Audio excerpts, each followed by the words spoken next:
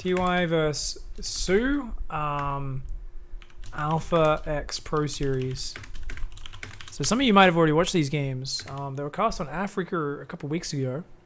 I think 2 weeks ago.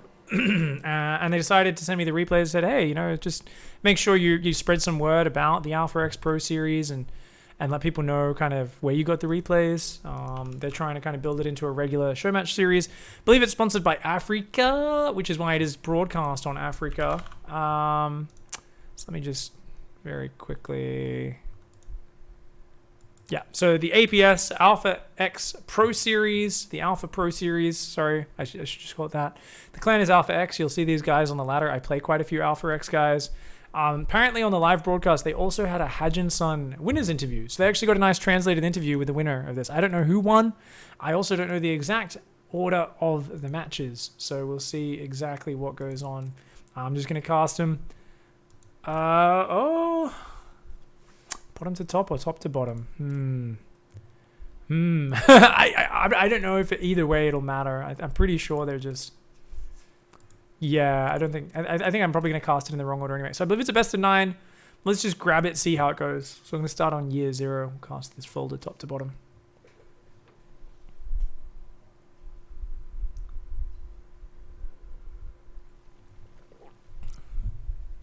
Hey, Helix. Yeah, I just marked that Neuro game. Oh, I didn't put it in the document, though. I should do that.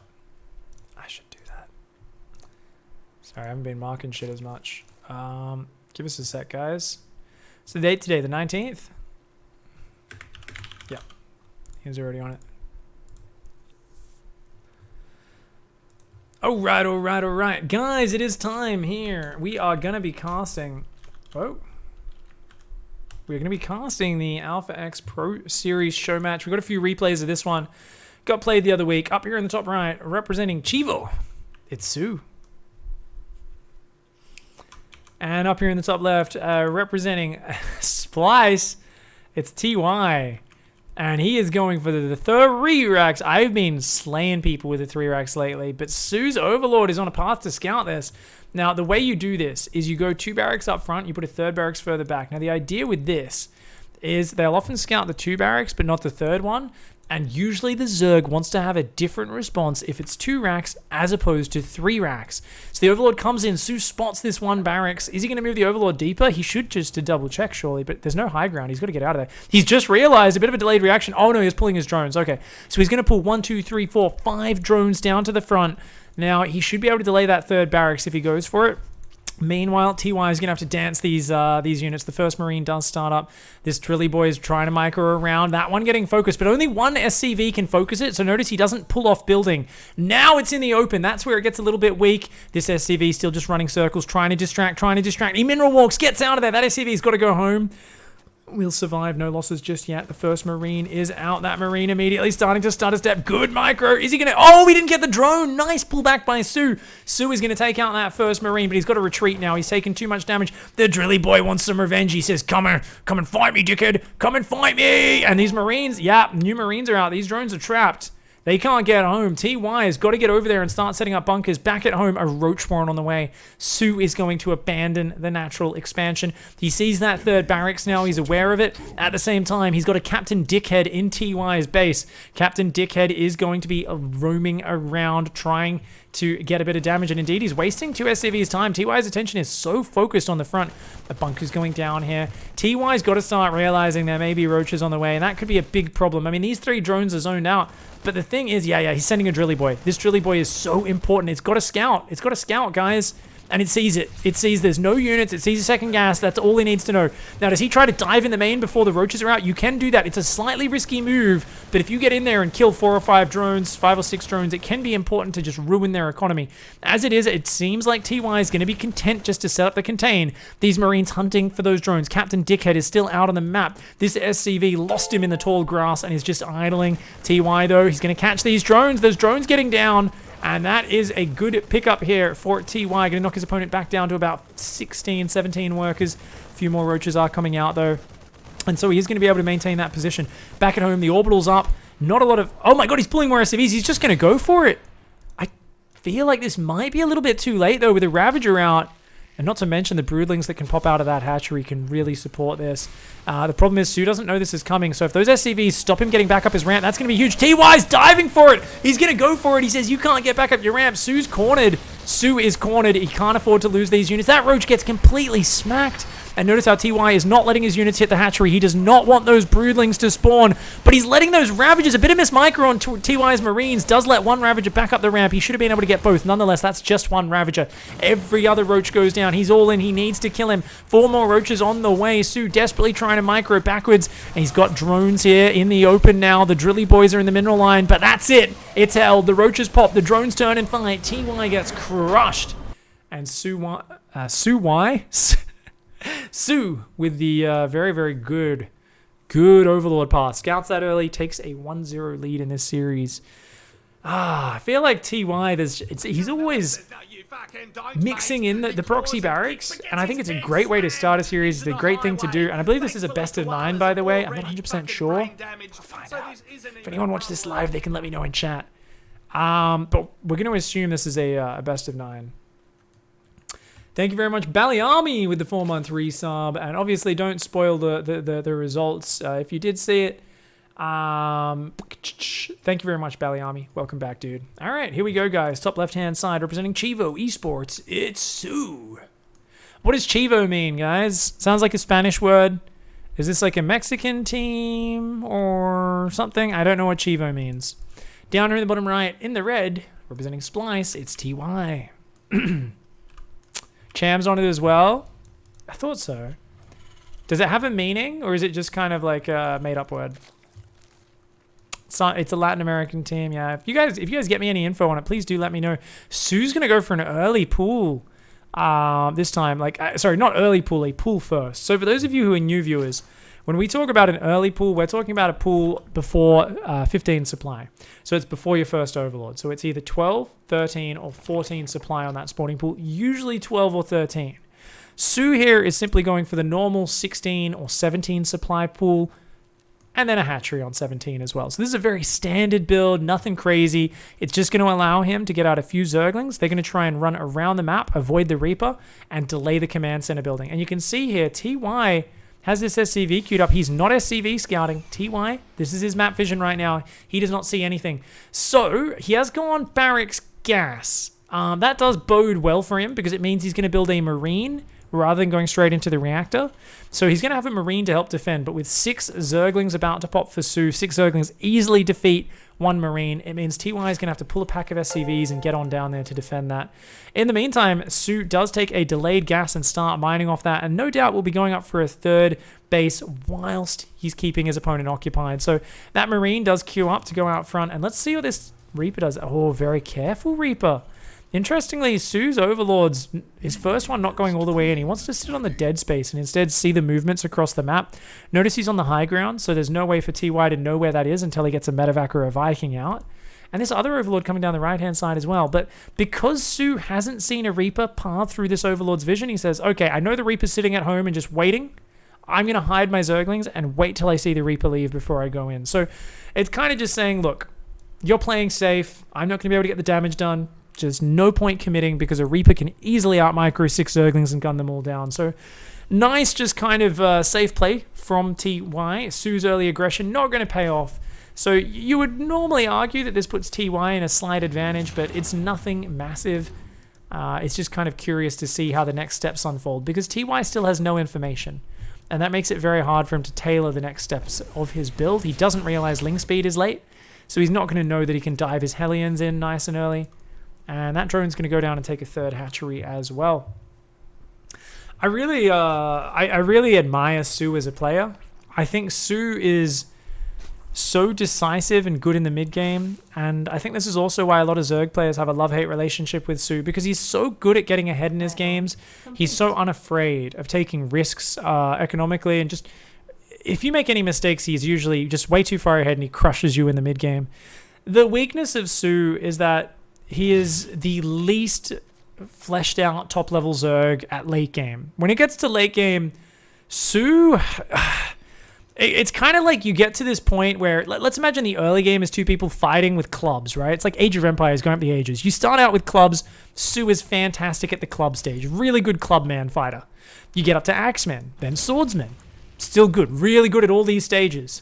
But at some point, you've got Jedi with lightsabers fighting each other and using the Force, and it's all friggin' poetry and masterful. And there's epic orchestra choirs playing songs while like Luke fights his father and shit. And soO's still just standing there with a fucking sledgehammer, and he's like, me smash.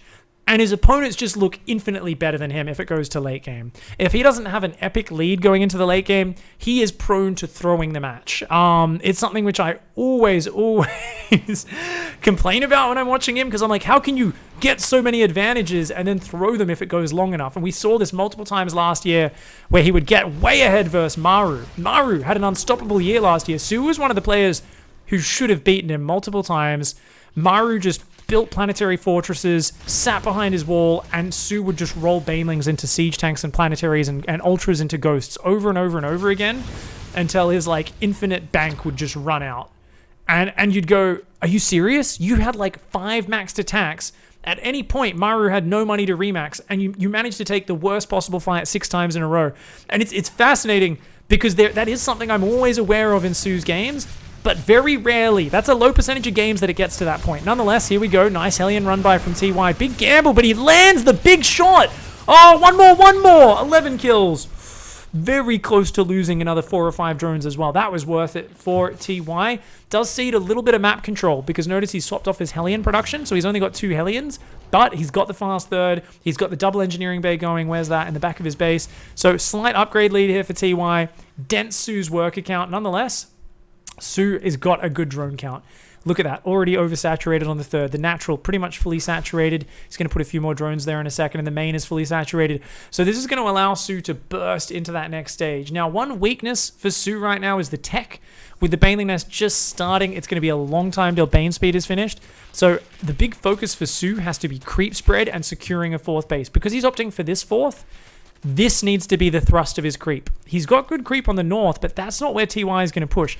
He needs to get creep covering this high ground and this area around here. And if he can maintain that, then it makes the late mid game a lot easier for him.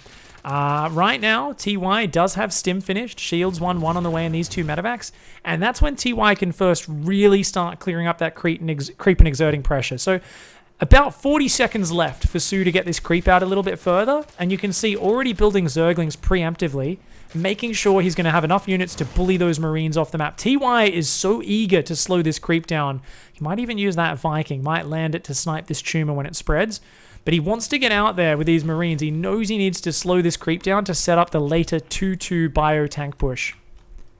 3 barracks just powering out. Tons of units right now. No 4th and 5th barracks on the way yet, so TY's production isn't amazing. That being said, there's no 4th base finished yet. soO just getting to that point. Oh, these Marines going so far. Those medevacs are a bit far away. TY, so decisive. Only loses a single Marine, and that's always what is so impressive about these top-level players. Their ability to realize when they can push in deep and exactly when to evacuate. A little bit slow on the pickup there. Loses 3 more Marines unnecessarily, and that does weaken the follow-up stim-ins. But you notice how soO's very consciously fighting in front? That is really good because that allows you to spread creep. What's soO forgotten? He's only got 1 active tumor. Where are the extra queens? He's only got 4 queens. Oh god, only 4 queens? With a Hydra Baneling style, that's not good. That's not good at all. He's trying to really skimp on the queens and just have a ton of units. But as I said earlier, Baneling speed's so far away. Now TY, he's cleared the creep. He's set up this nice 2 siege tank push. And he's realizing unupgraded Hydras and unupgraded Banelings are some of the worst units for their cost. They're very expensive, and just trading out some Marines for them would be fantastic right now. The fact that he's keeping the creep back and potentially even killing this 4th, I mean, that would be the end of the game. So TY is in control right now. But Bane speed is inching closer and closer. The Hydras have range. They do not have movement speed. These siege tanks coming very far forward. TY is going to give up that front siege tank. Let these siege tanks in the back do their work. The Lings coming in. Is it enough? I think it's enough Zerglings to finally overwhelm this. The Hydras and the Queens are going to push this back. And it looks like soO has managed to just barely hold on. TY rallying in and losing all of his siege tanks. And he did not get the damage done that he wanted. He's cleared up the creep, but I really think pulling back at some point, waiting for some more upgrades and things would have been nice. The thing is, TY just kind of sensed weakness, and he did overstep. He's got his 2-2 coming in. They are ahead. He's swapping into Drilling Claw mines here. So not going to go 2 factory siege tank, interestingly. There's only 1 siege tank right now. 1 factory, 1 siege tank building at a time. Is going up for the 6th and 7th barracks. An extra reactor. Ooh, okay. TY wants to finish this game pre-hive, or at least get a lot of damage done there. TY is going to keep trying to push in. He's going for heavy marine production. So what he's focusing on is firepower over tanking ability. He's going to start building a few marauders. He doesn't have concussive shells yet, but he will add that in. But it's more about just having enough marines to gun down the banelings before they connect with you. A drop in the main base does come in. No more worker kills really coming in here for TY. soO's managed to sneak up to 78 workers. But TY, seeing no hive with this drop, as well as forcing lost mining time and reaction, not only is that good damage, but it gives TY a sense of patience. He says, oh, okay, the hive's not started. You're missing that gas. You're doing the 5 gas into 7 gas style, where it's very mineral focused. It's like Hydraling Bane, overwhelming armies. And TY, knowing he's cleared the creep quite well and there's no hive, he's got time to just keep setting up. So he's going across the map with only his marines. He's not bringing his tanks. Oh, he misclicked 3 times in a row. He was trying to click on that baneling, but TY misclicked it 3 times consecutively. That's the sort of micro mistake you would not see Beyond or Maru make.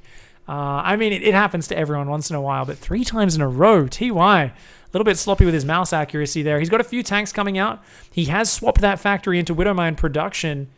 And how many medevacs? 5 medevacs. There are 2 liberators. They're going to harass. They are. Great Overlord spotter for soO. soO's going to see these 2 libs coming in. He's looking for a flank in the middle of the map. TY is still trying to stay very mobile here. He wants to play a multi-prong style, and you do get very spread out on this map, so that's a great way to play. Oh, I think he thought these were drops. He sent Lings to deal with these libs. Meanwhile, the redrop in the main base being so annoying. He's clearing creep in the middle. TY diving. Liberators sieging up on multiple mineral lines. He's going to just pick these units up and get out of there. He's got to get out. You've got to get out. TY trying to stay as long as he possibly can. He's going to have to evacuate to the north. Saves most of those units, but these libs have done so much damage. Killing the units that are building. That Hydra cleans up that one. But this lib here continuing to be a massive pain in the ass. And TY is just going... He's going full bunny style. This is like how you see bunny play. Just dropping everywhere and trying to overwhelm your opponent with multi-prong. You very rarely see people try to just muscle their way through soO like this, but it is cool to see TY showing a lot of confidence in his multitasking, and he seems to be just taking these good small trades. It's just 1 or 2 small bad trades and everything can turn around. Notice that stim forward focuses down the expensive Hydras. That's always the moment where a fight can suddenly turn bad for the Zerg. If there's no Ling Bane with the Hydras, they get smashed by Marines in raw combat, and they're much more expensive. Remember, these Hydras do not have attack upgrades as well. Up against the 2-2 bio. +3 armors on the way. Did not start +3 attack. Mustn't have had the money when he did it. And just getting these trades all over the map. He hasn't even really got many Widow Mines out yet. Normally, you'd see Widow Mines spread throughout these fights. TY is doing it with pretty much pure bio. 4th base is fully saturated. 5th on the way. TY has that TY economy that he's so famous for. 75 SCVs, massively out-mining the Zerg, and as long as he can keep expanding and keeping the creep back, it just kind of feels like soO doesn't have the hold on the map that he would want. His hive is done. He's got adrenal glands on the way, but there's not that many banelings and lings supporting. At this point, you want to be split up as soO to deal with all the drops, the liberators, the multi-prong. The problem is you're not having a lot of support with those units. And oh, Drilly Boy drop on the left-hand side. But Hydra's in position and TY is not watching. It does go down. It's really nice to mix in the occasional Widow Mine drop in the late game. These Widow Mines here are a little bit far forward. I like that he doesn't panic burrow them. He actually tries to spread them away from the banelings. They do end up reclumping and taking 2 banelings, but it does take 3 banelings to take out Widow Mines. And oh man, there's no banelings left. Ooh, the focus fire was a little bit slow there. He's going to have to evacuate. Nice flank here from soO. Does get on top of that at the same time. Drops going down the left-hand side once again. TY realizing he's got to create some threat on the north side. That's going to allow the bottom side to get up. Not just that, but he's trying to lure soO away. This planetary is not ready yet. soO trying to lure, is getting lured away by TY, sorry, and TY succeeds in buying the time. The planetary is going to get up 81 SCVs. His income is just out of this world. TY is just going to keep trading. He's got 2 more starports on the way. I wonder if it'll be ranged liberators or if it'll be battle cruisers. The fusion core's on the way as well. Double drop in the south. Knocks soO back to 5 bases once again. soO does have the hatchery on the top, but no workers on it. soO has made it to 84 workers. So he's got the economy. Like, soO's weathering the storm a little bit. The problem is big areas all over the map with no creep on them. Those are areas where TY can really threaten, and one misstepped engagement with Hydra Bane off creep, and you lose the game. You lose 10, 15 Hydras, 20 Banelings in a fight, you're done. Vipers are out now. They can start wearing down the Liberators with Abducts, pulling them out of siege mode. They can also wear down the Medivacs with Parasitic Bomb. It's a lot of Banelings going forward. Not the most amazing spread on the right-hand side, but the left-hand side is preserved, and there's a massive set of Widow Mines stopping any flank from the south. This drop on the south did get cleaned up at the same time, so soO, he's hanging on both sides. These Widow Mines coming into the fight a little bit, but not really getting the big hits. Finally luring soO backwards into his spread, but a big Ling Reinforce comes in with that. A ton more Marines and Marauders. TY, though, he sees more Hydras, more Banes coming in. soO, he's very quick to pounce when he senses weakness, but he realizes his Baneling count's very low. And remember what I said, if you don't have enough Ling Bane in there, suddenly the Marines and the Marauders will ruin you. Right now, it's looking like it's consolidating into a frontal push style. The Overseers are here, but they were not there to clean up those Widow Mines, and TY has so many bases. If he can secure that base, and he's doing it! He's not missing a beat on his expansion. soO's going to counterattack, though. He's going to come in here. There's not enough. Where's the repair? Where's the repair? The repair does not go down. The libs are going to go down as well. I guess it wouldn't have mattered too much with the Banelings. That planetary was always going to fall. But here we go. Liberators splitting off. TY wants to create problems for soO. He says, okay, you took out a base. I'm going to set Liberators up on your base. I'm going to do a lot of damage. Banelings find the mines. 3 mines go down. A Parasitic Bomb lands. This bio is heavily bruised. It's Hydras versus bio. The Medevac's super low on energy. One Baneling comes forward, forces the bio to disengage. We've got a red hit point Medevac on the north. That Liberator just killed 13 drones, and it's still alive in the midst of all the chaos. He micros it. TY creating problems for soO, and that is such a pain in the ass. There we go. There are enough Hydras this time. That lib does go down, but the Queen falls. The northern base is up. This base being rebuilt. Both players getting very starved for minerals at this stage, and the units lost. Looks like it's a few thousand resources in favor of TY, but TY has had such mobility. He's had such ability to control everything. He's getting high-capacity fuel tanks. That's the Medevac boost upgrade, guys. It reduces the cooldown of Medevac's Ignite Afterburners by 5 seconds.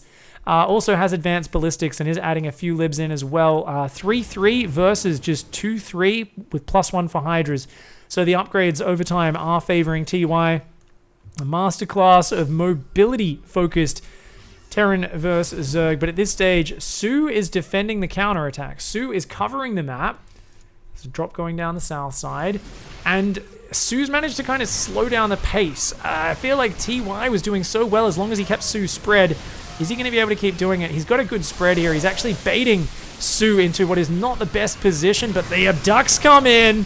Ooh, nicely done. TY holds onto the position, and a drop on the south to punish, a drop on the north to punish. I mean, I thought it was looking good for a moment there when he got rid of the Liberators, but soO still has been mining less for most of this game. And we do see a nice pickup and evacuate on the north side as well. The Marines find the workers. A moment of inattention. 4 drones do go down, and it is just that, a moment. soO still responding so well. He has had so little map vision all game.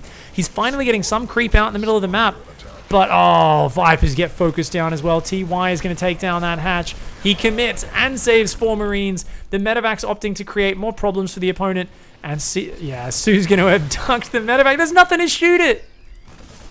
soO starting to make some weird decisions with his tactical choices, specifically because he's just been so frustrated by TY's harassment. And we've got these army kind of consolidating now. Range libs are going to create more and more of a problem as this goes on. There's only 13 Banelings and 38 Zerglings on the field. It's mostly Hydra Viper.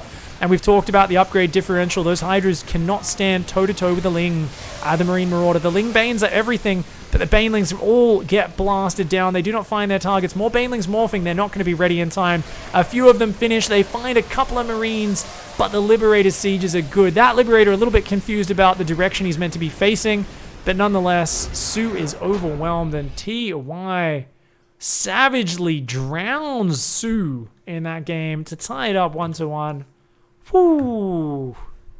Damn. I really thought soO was in massive trouble from that early push, but I do think TY overstayed his welcome and definitely kind of overcommitted. Losing those early 4 siege tanks allowed soO to hold on in the game, but what was so impressive is that TY there were moments where soO probably had the better army and could have gone across the map and killed him, but he couldn't, could he?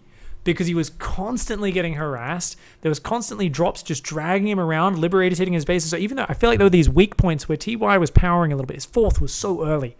His extra barracks weren't really on time. They took a while to come down, but it didn't matter because he bought himself the time with those drops. He kept luring soO away from his command centers while he was expanding them, and soO never really had the creep spread to control the middle of the map. He couldn't get control over the area, and because he was spread so far north and south, people are mentioning in chat, he wasn't doing Ling run buys. He didn't get a chance to, because if at any point he didn't have enough Ling Bane supporting the Hydras, those Marine Marauders were stimming in and gunning them down. So he was so busy just trying to hang on to his corner of the map, and TY never let him stabilize. So it was really, really, really sick. Let's go into map number 3, guys. Down here in the bottom right in the blue, it's soO. Up here in the top left, in the red, it's TY. Hot damn. Bum bum, ba-da-dum, bum bum bum bum. soO vs Inno Best of 9 is another good series. If you feel like casting it, says Hyper Doggy. Is it another Alpha Pro Series? Was it like one of the following weeks or something like that? If it is, yeah, I mean, I'm always down to get good, high-quality replays, dude. I love watching these, and it's cool to see the style where TY was not very factory-focused. It was mostly pure bio. Yeah, he added some mines as time went on, but yeah, super cool. Those of you just tuning in, this is the Alpha Pro Series. They shared the replays with me. This was cast a week or 2 ago on Africa. And on the Alpha channels. So Team Alpha, a bunch of legends, hosting some cool show matches. They shared the replays. Definitely check out their series. They usually are featured on Team Liquid.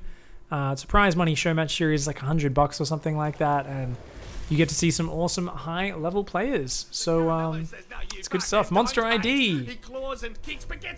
Thank you. Thanks for the Twitch Prime sub, dude. Koalas are already fucking brain damaged, so this isn't even a problem. Much love. Appreciate the support, mate. So this time around, soO did go for a more normal hatch gas pool, and TY, though, still respecting the threat of those early Zerglings. So he's gone for a bit of a gamble. He said, I think if you go early Zerglings, you're going to come through this northern side of the map. He's looking for them, sees the Overlord, and as soon as he gets spotted by the Overlord, TY realizes, he knows my Reaper's looking around. So he made it look like he was going back towards the enemy base, but he's going to stay on his side of the map because he needs to be nearby. So if Lings run into his natural, he's going to be nearby to jump up there. He does have a Marine in the main base as well, ready to try and deny scouting. soO starting to get ready to come in from this angle. This is a big wide open main. Very hard for Overlords to scout. I've been starting to think some players will do... Oh, soO's doing it. I didn't even realize there was an Overlord down here.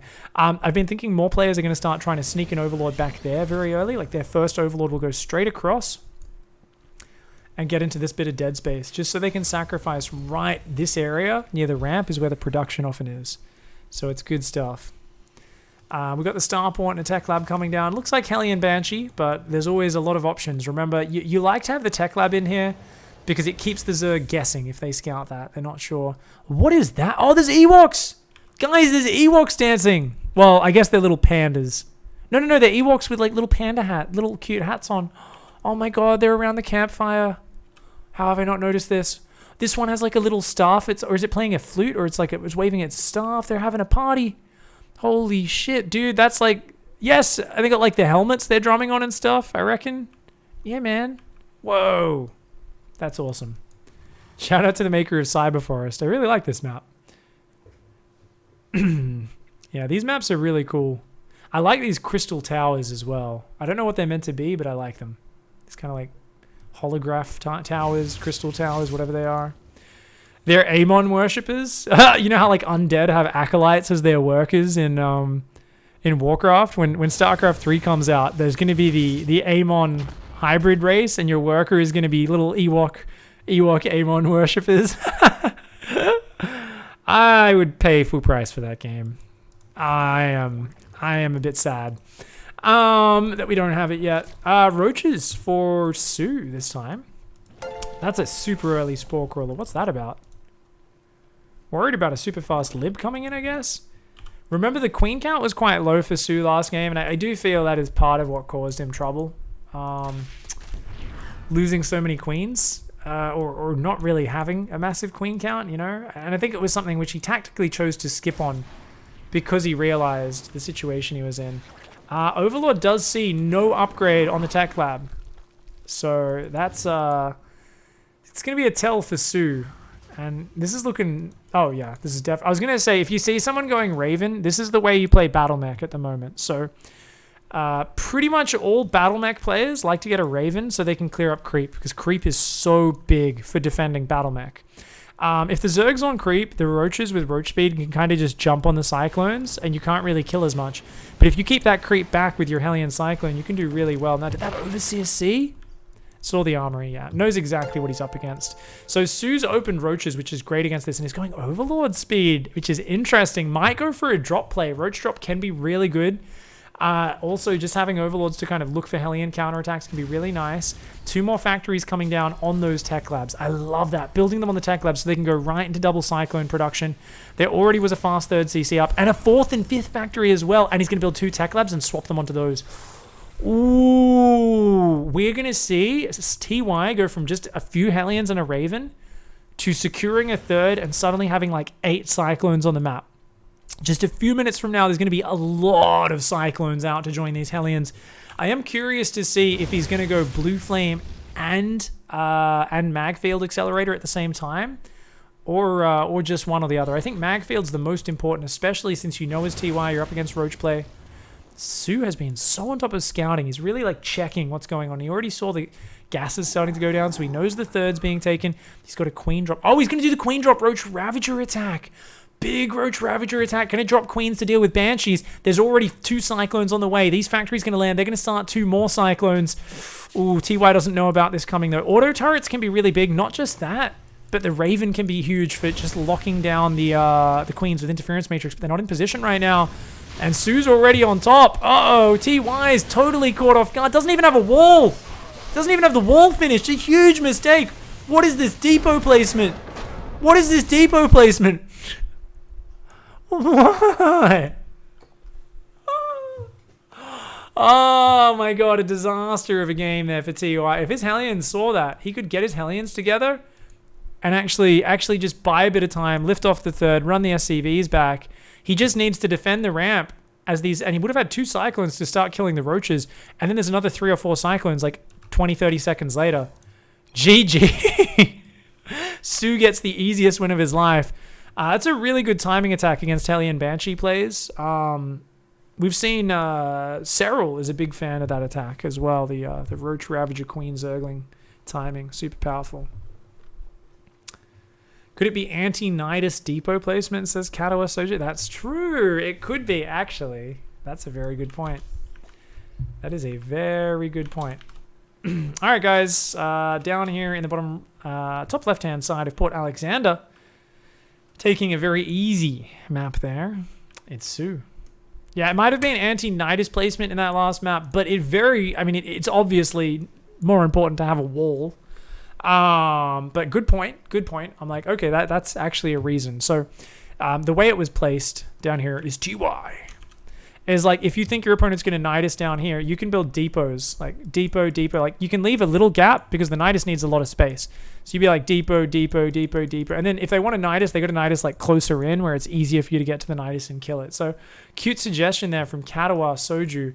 And TY here are going to be opening up with a low ground barracks. Now, this is a great little way to just take a very easy expansion. He's going to be going for, of course, it is barracks gas. Not gas first. I was thinking he might be using this to get away with gas first, because with a gas first, you go barracks, Reaper, factory, and straight into a reactor. And your Reaper, if it wants to go straight across the map, you're worried about that Zergling run by. Remember, every game TY hasn't been able to pressure with his Reaper because he's kept it at home to stop early Zerglings. Now, if you have this wall off up with the factory there, the barracks, the reactor, it stops that Zergling run by, even though you've got no units at home. So that's like a nice thing. But with the barracks gas, you're always going to be building that Marine next anyway after the Reaper. It obviously gives you a more solid wall.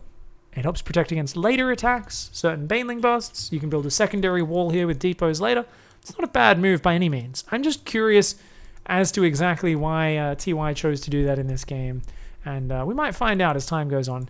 Extra depot going down, mules being dropped. Marine is queued up there, and we will see an SCV come down to build that factory as well.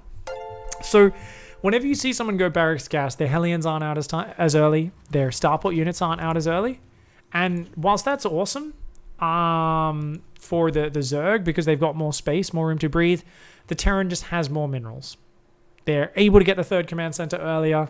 This Reaper is also out on the map earlier as well. And this time the Reaper is going to pressure across the map. So good to see this time TY is going to take advantage of that barracks placement to get over there. Only 2 Zerglings out so far. A very aggressive micro from soO. Actually landed a few more hits. You could tell TY thought the Lings were going to pull back.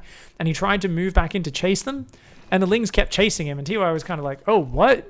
You meant to turn around. So he took a few more hits than he should have. That Queen also stops the combat drugs from healing. And that makes it very easy for soO to put down a creep tumor. Brings the other Queen to the front. Third Queen starts up in the main base. And more drones are on the way. Back at home, TY here is going to swap these buildings around. Are we going to see that starport? No! It's a single gas. Only now taking the second gas after third CC. Beautiful. Beautiful. This makes sense. This makes sense. You want to hide the command center. You don't want to build it in your wall with this build.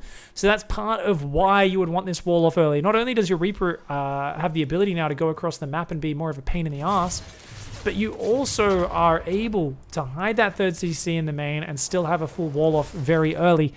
Both of those things, you can't achieve. Normally, if you don't have these structures here, you're not going to get enough depots to wall off for a long time. You often only build about 4 Hellions with this build. In this particular scenario, TY is actually not even swapping it over. Not even building mines or Hellions.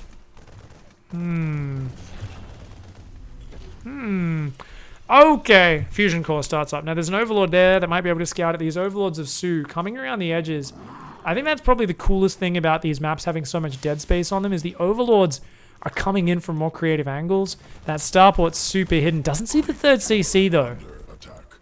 The starport timing should tell him, though. soO's a high enough level player. Just seeing that that's a delayed starport, he'd be like, the starport's not finished yet? Because remember, he saw it was just like getting on the tech lab then. He's like, no, that's too late. There must be a third CC. So he knows it's a third CC. He doesn't know about the fusion core, but look at this. 2-pronged pokey poke scouting. And the pervert finds what it wants to. Remember, there's only 4 queens out. soO's been playing very queen-light in this series so far. Has not been up to 7, 8, 9 queens.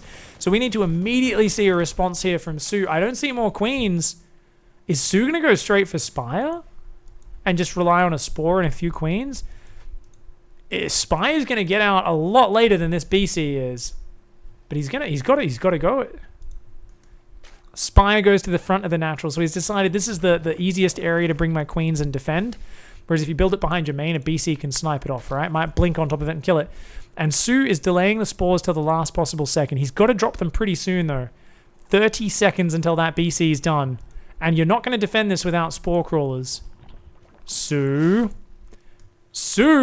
starts him at the last possible second. Holy shit, talk about pushing your greed. This is the sort of patience I would never have in this scenario. soO, though, look at this, leaves it to the last possible second. Those spores are going to finish literally as the BC finishes and blinks into the base. Oh, I love watching these players who just devote their life to this game. The spores finish, the BC pops. Where's he blink? Back at the main base. Good blink area. And he's going to start going for a drive-by. Alright, Battlecruiser already takes out 3 drones. It's going to run away from those queens. So he did add a few queens. He did end up going to 7, but he built a lot of them at the last possible moment as well. Focused on getting a good drone count out. And the advantage here, of course, is as soO, there's not a lot of Hellions combining with this. There's only really one problem. Look at his unit count. 5 Lings, 7 queens, 61 drones. So soO has really pushed his greed to an entirely new level. Nice focus fire from the BC. Takes out 3, 4, 5 workers. Beautiful focus fire from TY. You got to get out of there, TY. TY, you got to get out of there. Now notice TY does not go for Yamato cannon. And that's because it's just so expensive to get single queen kills. It's not worth it. Now behind this, we have a third up. We have 1-1 upgrades. And it's a bio transition. Now there is one more BC on the way. Just 6 muters on the way here. For soO. TY scans. He hasn't seen the Spire. See that Spire? Because you know the BC is going to do drive-bys behind the mineral lines. Did he spot the mutas then? I don't think so. He doesn't have turrets on the way yet.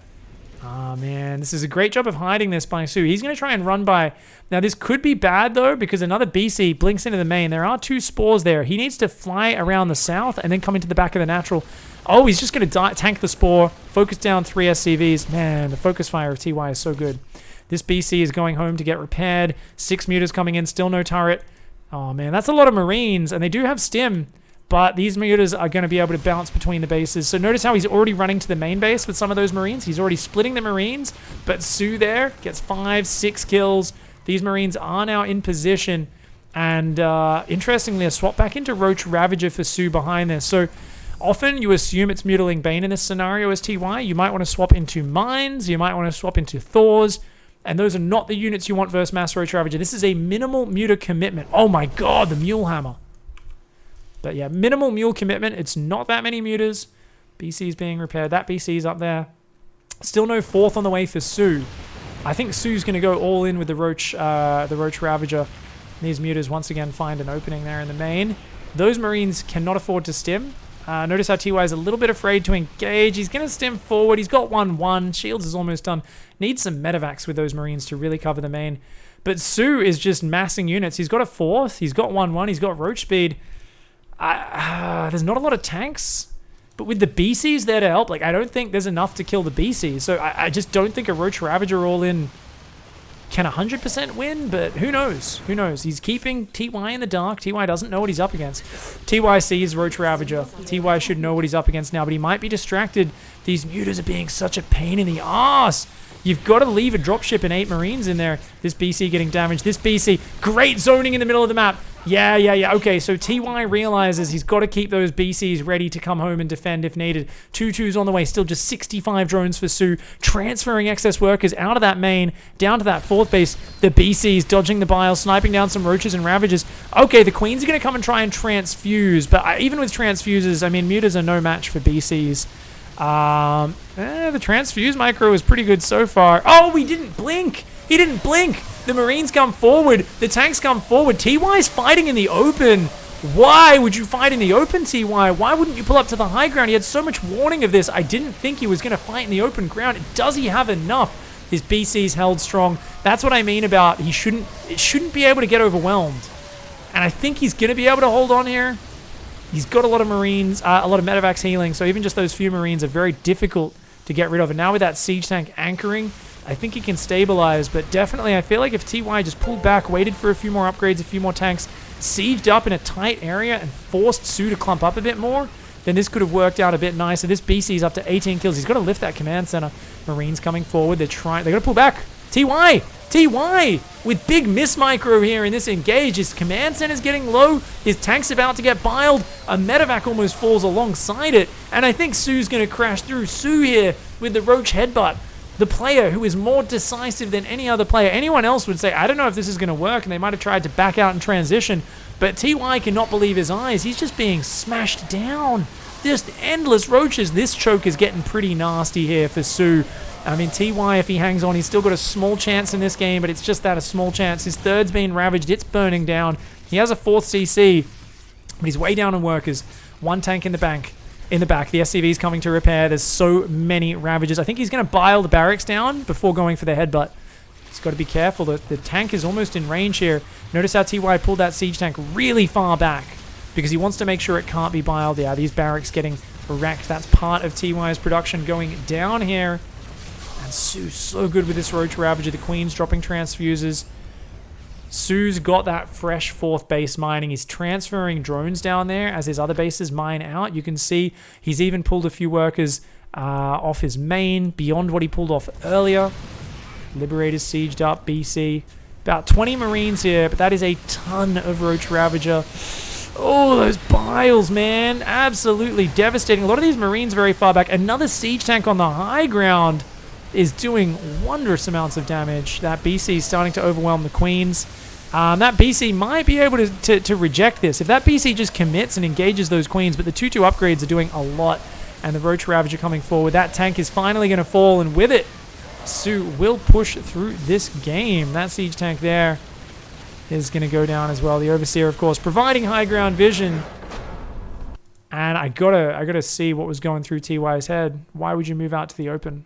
His BCs, I think he was just so focused on microing his BCs. I don't know. Yeah, this was really weird.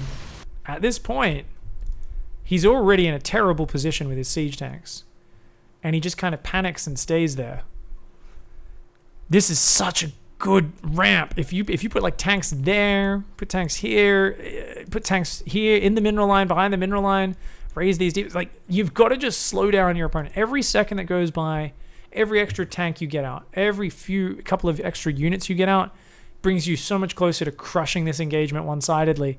Not blinking the BC out was also a disaster, because if he had enough BCs, as we said, we could just overwhelm, but you don't want to give the roaches surface area.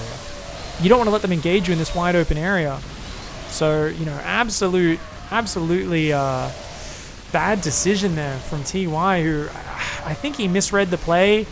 He saw the Roach Ravager running around. He said, oh, it's like Roach Ravager macro. Maybe you're going up to Hive. You're swapping into Broodlords, Ultras, something, Lingbane. And yeah, a little bit sloppy. People wanted to check the kill count on this BC. Just gonna get all that shit off the screen. 21.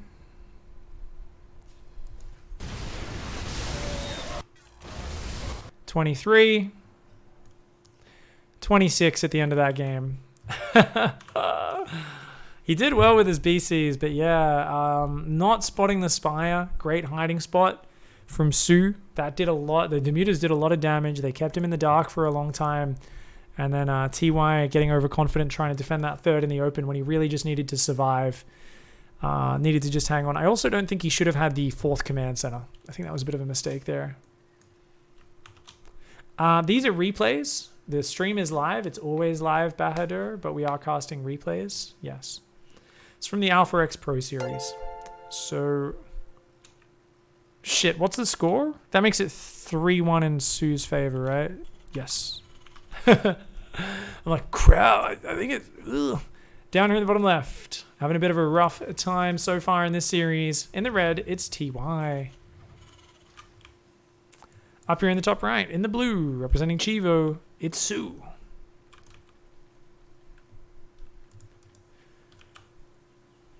TY here. Just hanging out.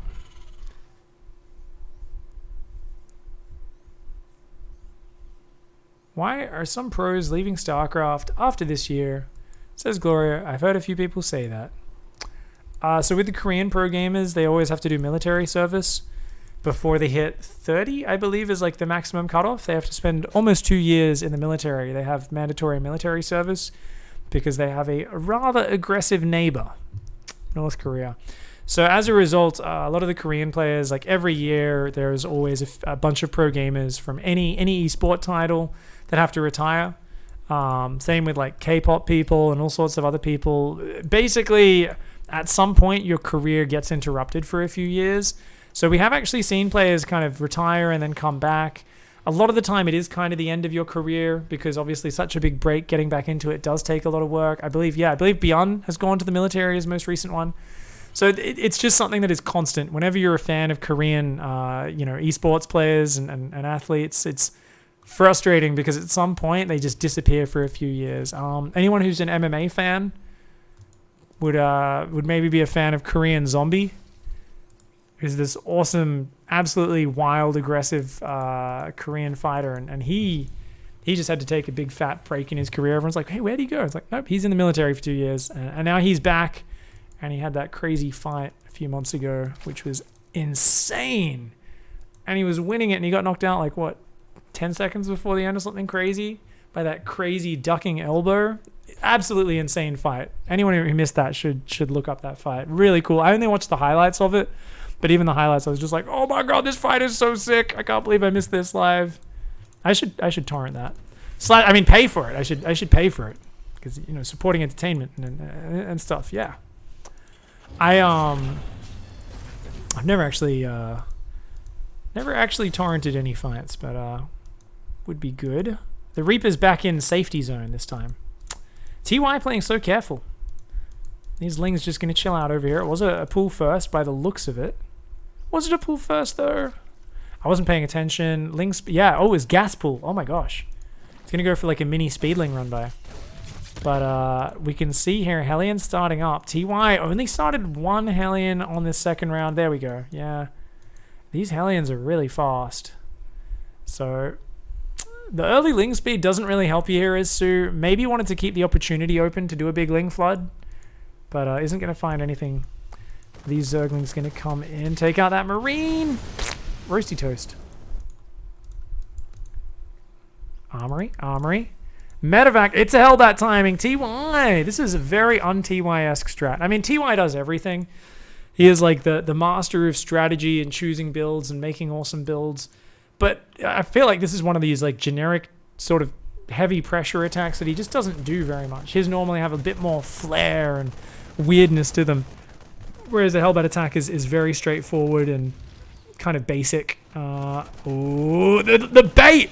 The bait! Oh, but he gets it! He gets the Overlord! Good micro on that Marine from TY. Manages to get the Overlord. That Ling comes in and soO's like, hey, what the hell is going on? This is the 420 light 'em up build for those of you who can't tell. He is going to try and hit right on 4 minutes 20. That's why he's ignoring that Zergling. He's leaving his Drilly boys to deal with it. He's like, we got to go right now. Morphs right on the edge of creep. No Marines with this because he lost some of his Marines. Oh, he lost all of his Marines, didn't he? Normally you'd bring 3 or 4 Marines with this. Nonetheless, hitting so fast. Uh-oh, soO's a little bit slow on his pullbacks. He's got to spread these Queens. That Queen needs to run to the left. Great micro. Yeah, notice he's pulling the Hellbats apart. And now their damage gets spread out. Does focus fire, does TY, and he's morphing more Hellbats. That's the way to do it. Just run right on in there. That Medevac still got full hit points and 30 energy for healing. That Queen running to the left, trying to pull more Hellbats away from the front. That Medevac being frustrating. soO tried to focus fire it a little bit there, but instead he's going to go back to focusing the Hellbats. It finally does go down, and at the end of that trade, it looks like soO does come out solid, loses a bunch of Queens, but kills a whole lot of Hellbats. Very even in the units lost. Workers tab, very even for both sides. In the short term, that's good for TY. The question is, can he keep up the pressure? Spores are finished. The Lair's finished, which means an Overseer can morph. The Banshee is going to look for a few drones here. Notice how soO's trying to hide these drones. Is TY going to see it? Oh, they're trying to hide. They're trying to hide. He's going to have to pop them into buildings to keep them safe from that Banshee. Nice little maneuvers there by soO. And the Banshee is just going to... do a bit of damage, even forcing these structures, just getting 1 or 2 drones. This is all good damage. This is all good damage for TY, guys. TY is just going to back off with that Banshee now. And soO will cancel both of these structures and put those drones back to mining. 4 Hellions going towards the main. Nice. I like this follow-up. And Hyperflight Rotors. That's Banshee speed on the way. So it's going to be continued Banshee Hellion production. Wave after wave of aggression into double armory mech. So we've got a different variant of the battle mech. It might go in 2 Cyclones, but I wouldn't imagine it. I think we'd probably see maybe a Thor drop, but most likely just tanks and Hellbats traditional mech here. These Banshees headbutting a little bit. Oh, TY. Does save that Banshee, but it's like 1 hit from death. Hellions in the main do get deflected for now. I mean, he took out a Queen on the south, so I guess that's something, but definitely good defense from soO, and soO is going into OV speed, Roaches. He's going to go for the big Roach Ravager, guys. He wants to just punch TY in the face with that Roach Ravager Queen drop build that he showed back on Cyber Forest, and it was really successful back there. This Overseer has seen everything, by the way. So he knows there's more Banshees. He knows it's just Banshee Hellion, and I feel like this is just the perfect counter build for TY. The only weakness is if this Banshee gets repaired and there's like maybe 4 Banshees ready. Because if you have like 4 Banshees, that usually beats the 4 Queens and the Dropper Lord. Depending on how quick they are to transfuse, like the Banshee damage is just so fast and powerful. Yeah, add a bit of Hellions in there and that sort of stuff can go really well. Yeah, it's only 3 Queens. 1 who's already heavily wounded, so, I mean, maybe. Does repair it. He's repaired it up. Yes. Repair so good. Come on, I think TY's got a chance. He's going to send 5 Hellions with a counter. He knows it's coming. He's building bunkers at the natural. He's going to abandon the 3rd. He's got tanks on the way. Hellions. Doesn't have any more Banshees. These Hellions going to dive in. The Ling's coming out. Going to try and deal with this. He clicked on the extractor. Oh no, misclick from TY. 2 workers do go down. Come on, TY. Focus fire. Does take down a few of these workers, but not as many as you would like. Back at home, the Roach Assault begins. Now, these Banshees aren't going to come in. They're going to start looking for an angle away from the Queens, but I do think they could just overwhelm these Queens. There's so few transfuses. TY, though, doesn't realize it. He's so used to avoiding the Queens. He realizes it, goes in, snipes a Queen. Fight! You've got to take this out. Those Banshees are enough to deal with this TY. That's 2 Queens without transfuse. You can annihilate this entire push with the Speed Banshees. A big miscalculation from soO. He scouted extra Banshees being built, but he clearly didn't pay attention and didn't register. Nonetheless, a bit of an odd choice here from TY to not just clean that up. Instead, he's going for the counterattack, saying, I want to hit the drones, but that means he's penned in on 2 bases with creep spreading outside, and I don't know. Let's see. Can he find the damage? I definitely wouldn't have thought this would be the right call when you've got everything you need to destroy it. Maybe soO would have just been able to pick up and drop the Queens and dodge the Banshee shots, but I don't know. I'm not sure. Not sure how well that works with the Queens dropping and how long they take to throw an anti-air attack. It definitely might have. 7 more workers do go down. Mutas are going to shut down the Banshees. Roach into Muta is a very cool way of playing. I love Roach into Muta, Muta into Roach, back and forth. But you need to make sure you don't overcommit to the Mutas. If you overcommit to the Mutas, you need to swap into Ling Bane. Because otherwise you've got Mutas which kind of suck in a frontal engagement. And they chew up too much of your supply. But look at this. soO trying to use the creep. There's a Raven here. SCVs are trying to come down. He wants that 3rd base to land. But with the Banshees having fallen, I think it's going to be a real struggle here. Yeah, this creep is so annoying, man. And this is just great delaying tactics by soO. Behind this, Infestation Pit, 1-1's on the way. I would imagine just Swarm Hosts, Queens, Roaches, and just keep battering away at TY. soO, with these Overlords popping, will be able to build about 10-12 Swarm Hosts, go across the map, and probably wear down TY. I think TY to stay in this is going to need to keep doing Hellion counterattacks and finding worker kills. 12 workers just went down to Mutas in the natural. Great observing pig. Fantastic. Those Mutas flew by the main and the natural, did a lot of damage. Anti-armor missile goes down. Knocks a bunch of armor off all those Roaches and Ravagers. The 3rd base is secure, but it's not that secure, right? It's kind of secure where your door is broken off its hinges and there's a guy with a screwdriver outside talking about how he wants to eat your eyeballs. And like you've got the door back in its spot and you're leaning on it so it's in the place, but he's banging on the door and you're like, I'm secure. The door's in place, but it's off its hinges and he's got a screwdriver and he's talking about how tasty your eyeballs are. Like that's TY's position right now. soO is there. He's like, I'm gonna fucking eat you. Nom, nom, nom, nom, nom, nom. TY's like, fuck off, man. God damn it. He scans the main. He's trying to figure out like what he needs to prepare for. He sees the Swarm Hosts. He does see the Swarm Hosts popping. And that tells you as TY, you need to push. You need to get rid of this creep. If this creep is able to remain, you're in big trouble. This Banshee's going to zone out the Swarm Host for now, which is good play. Would love to keep building those Banshees as well. He's going to send a Thor drop, which is a good way of trying to deactivate those Locusts as best as possible. That Banshee going to start trying to take out the Locusts. He's got to make sure his Hellbats are in the right position. He's got to try to mitigate a few of those waves. Now, interestingly, those Mutas all did end up dying. There's only that one Mutalisk left. So, yeah, if he can get rid of that, that's good. The Banshee's going to be able to survive for now.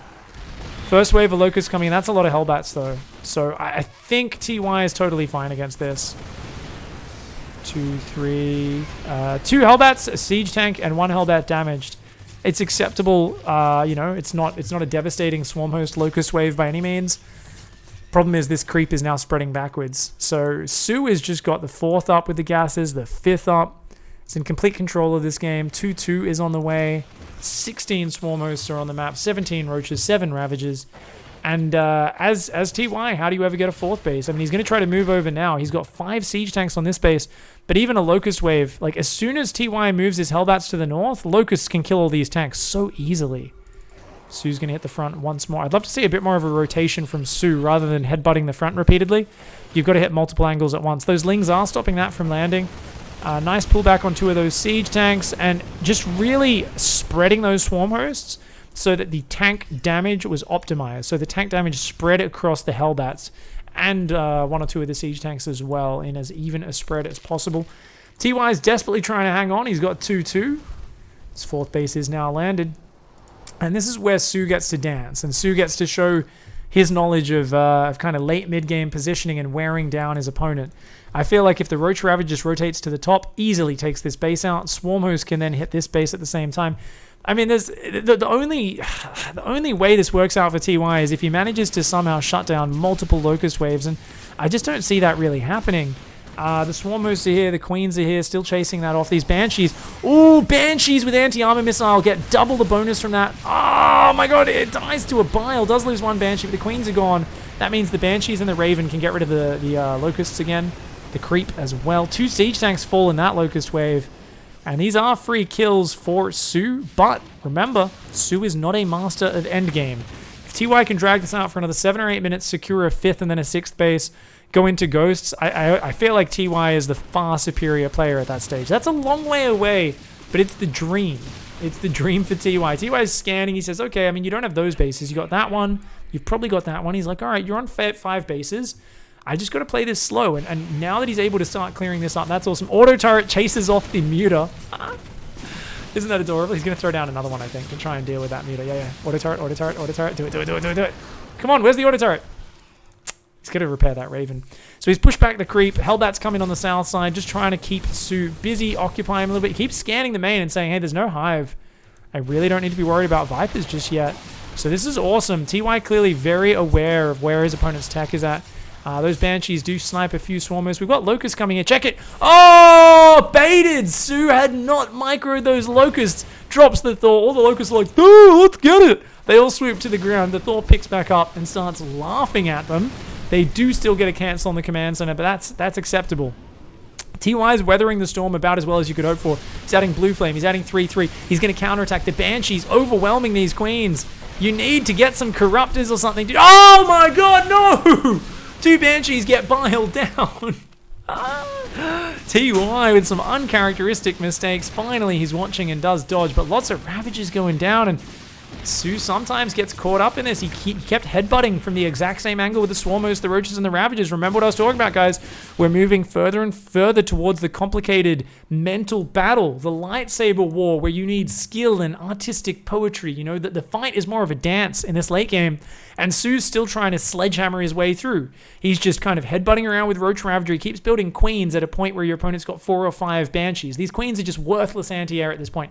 Finally, some Hydras come out. They're going to be a bit more doable. He's swapping into Baneling Hydra Swarmos, but he doesn't have the upgrades, and he's not quite there yet. The Hellions, the Banshees, come out, clear up a bit of map control. They bait out another Locust wave away from TY's base, and that's what TY wants to do. Those Locusts are going to die before they get to his base. The Raven survives. There's another Raven in the mix as well. Remember, he's got that star on that tech lab. 5th base is going up in the top at the same time. TY, the master of distracting his opponent, but he's got to not get caught out. That's not a lot of Roach Hydra. The tanks siege up.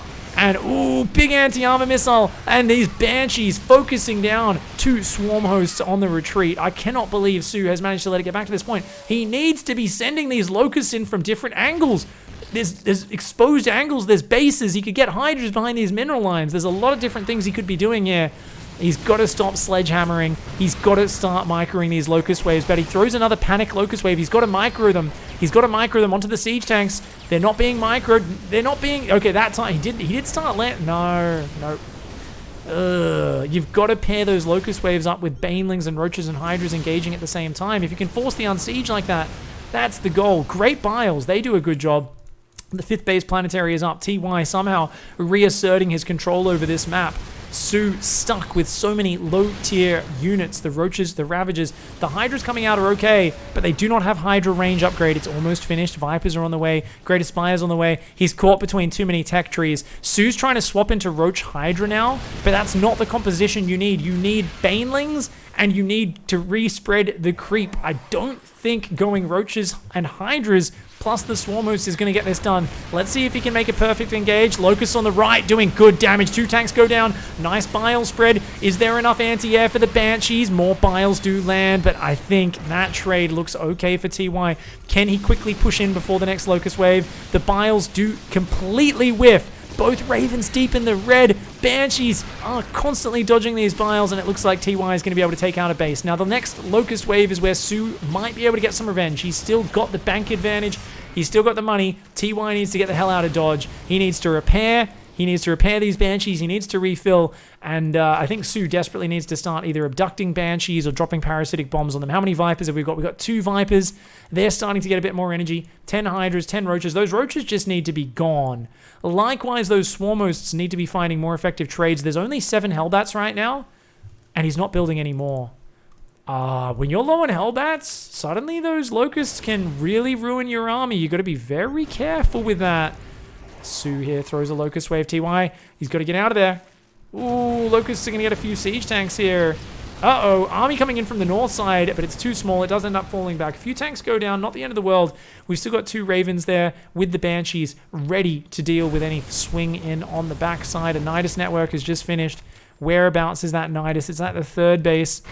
The Roach Ravager continuing to get damaged. This Overseer can see so much right now. Some Nidus blocking structures, but you can still put a Nidus there, and the north side is where it's going to start. So I think he's going to start repositioning the Locusts with that. Yeah, I mean, he's had his creep push back so far. He kind of needs it, but he had so much creep control in the early mid-game. I think this is something he should have done a long time ago. Realistically, TY has never really threatened the heart of soO's economy. He's just been chipping away at him, and I think soO, by using those Locusts in a front-on manner, has really played into his opponent's hand. He does have Broodlords with +1 melee on the way. 2/2 Roach Hydra upgrades are still there. These drones going to evacuate. That base is going to go down. Now, there's only 4 Thors here. TY only now spots those Broodlords. And is he going to keep pushing forwards? He's going to focus down the Nidus network. Parasitic Bomb lands juicy right in the middle of those Banshees. It's going to take down 2 or 3. And there we go. The Hydras come forward as well. The Broodlords. I think TY is overextended here. I think as soon as he saw those Broodlords, he should have ran away. Instead, he tried to dive forward, thinking he could kind of do damage. Behind this, the Swarm Host did take out that northern base.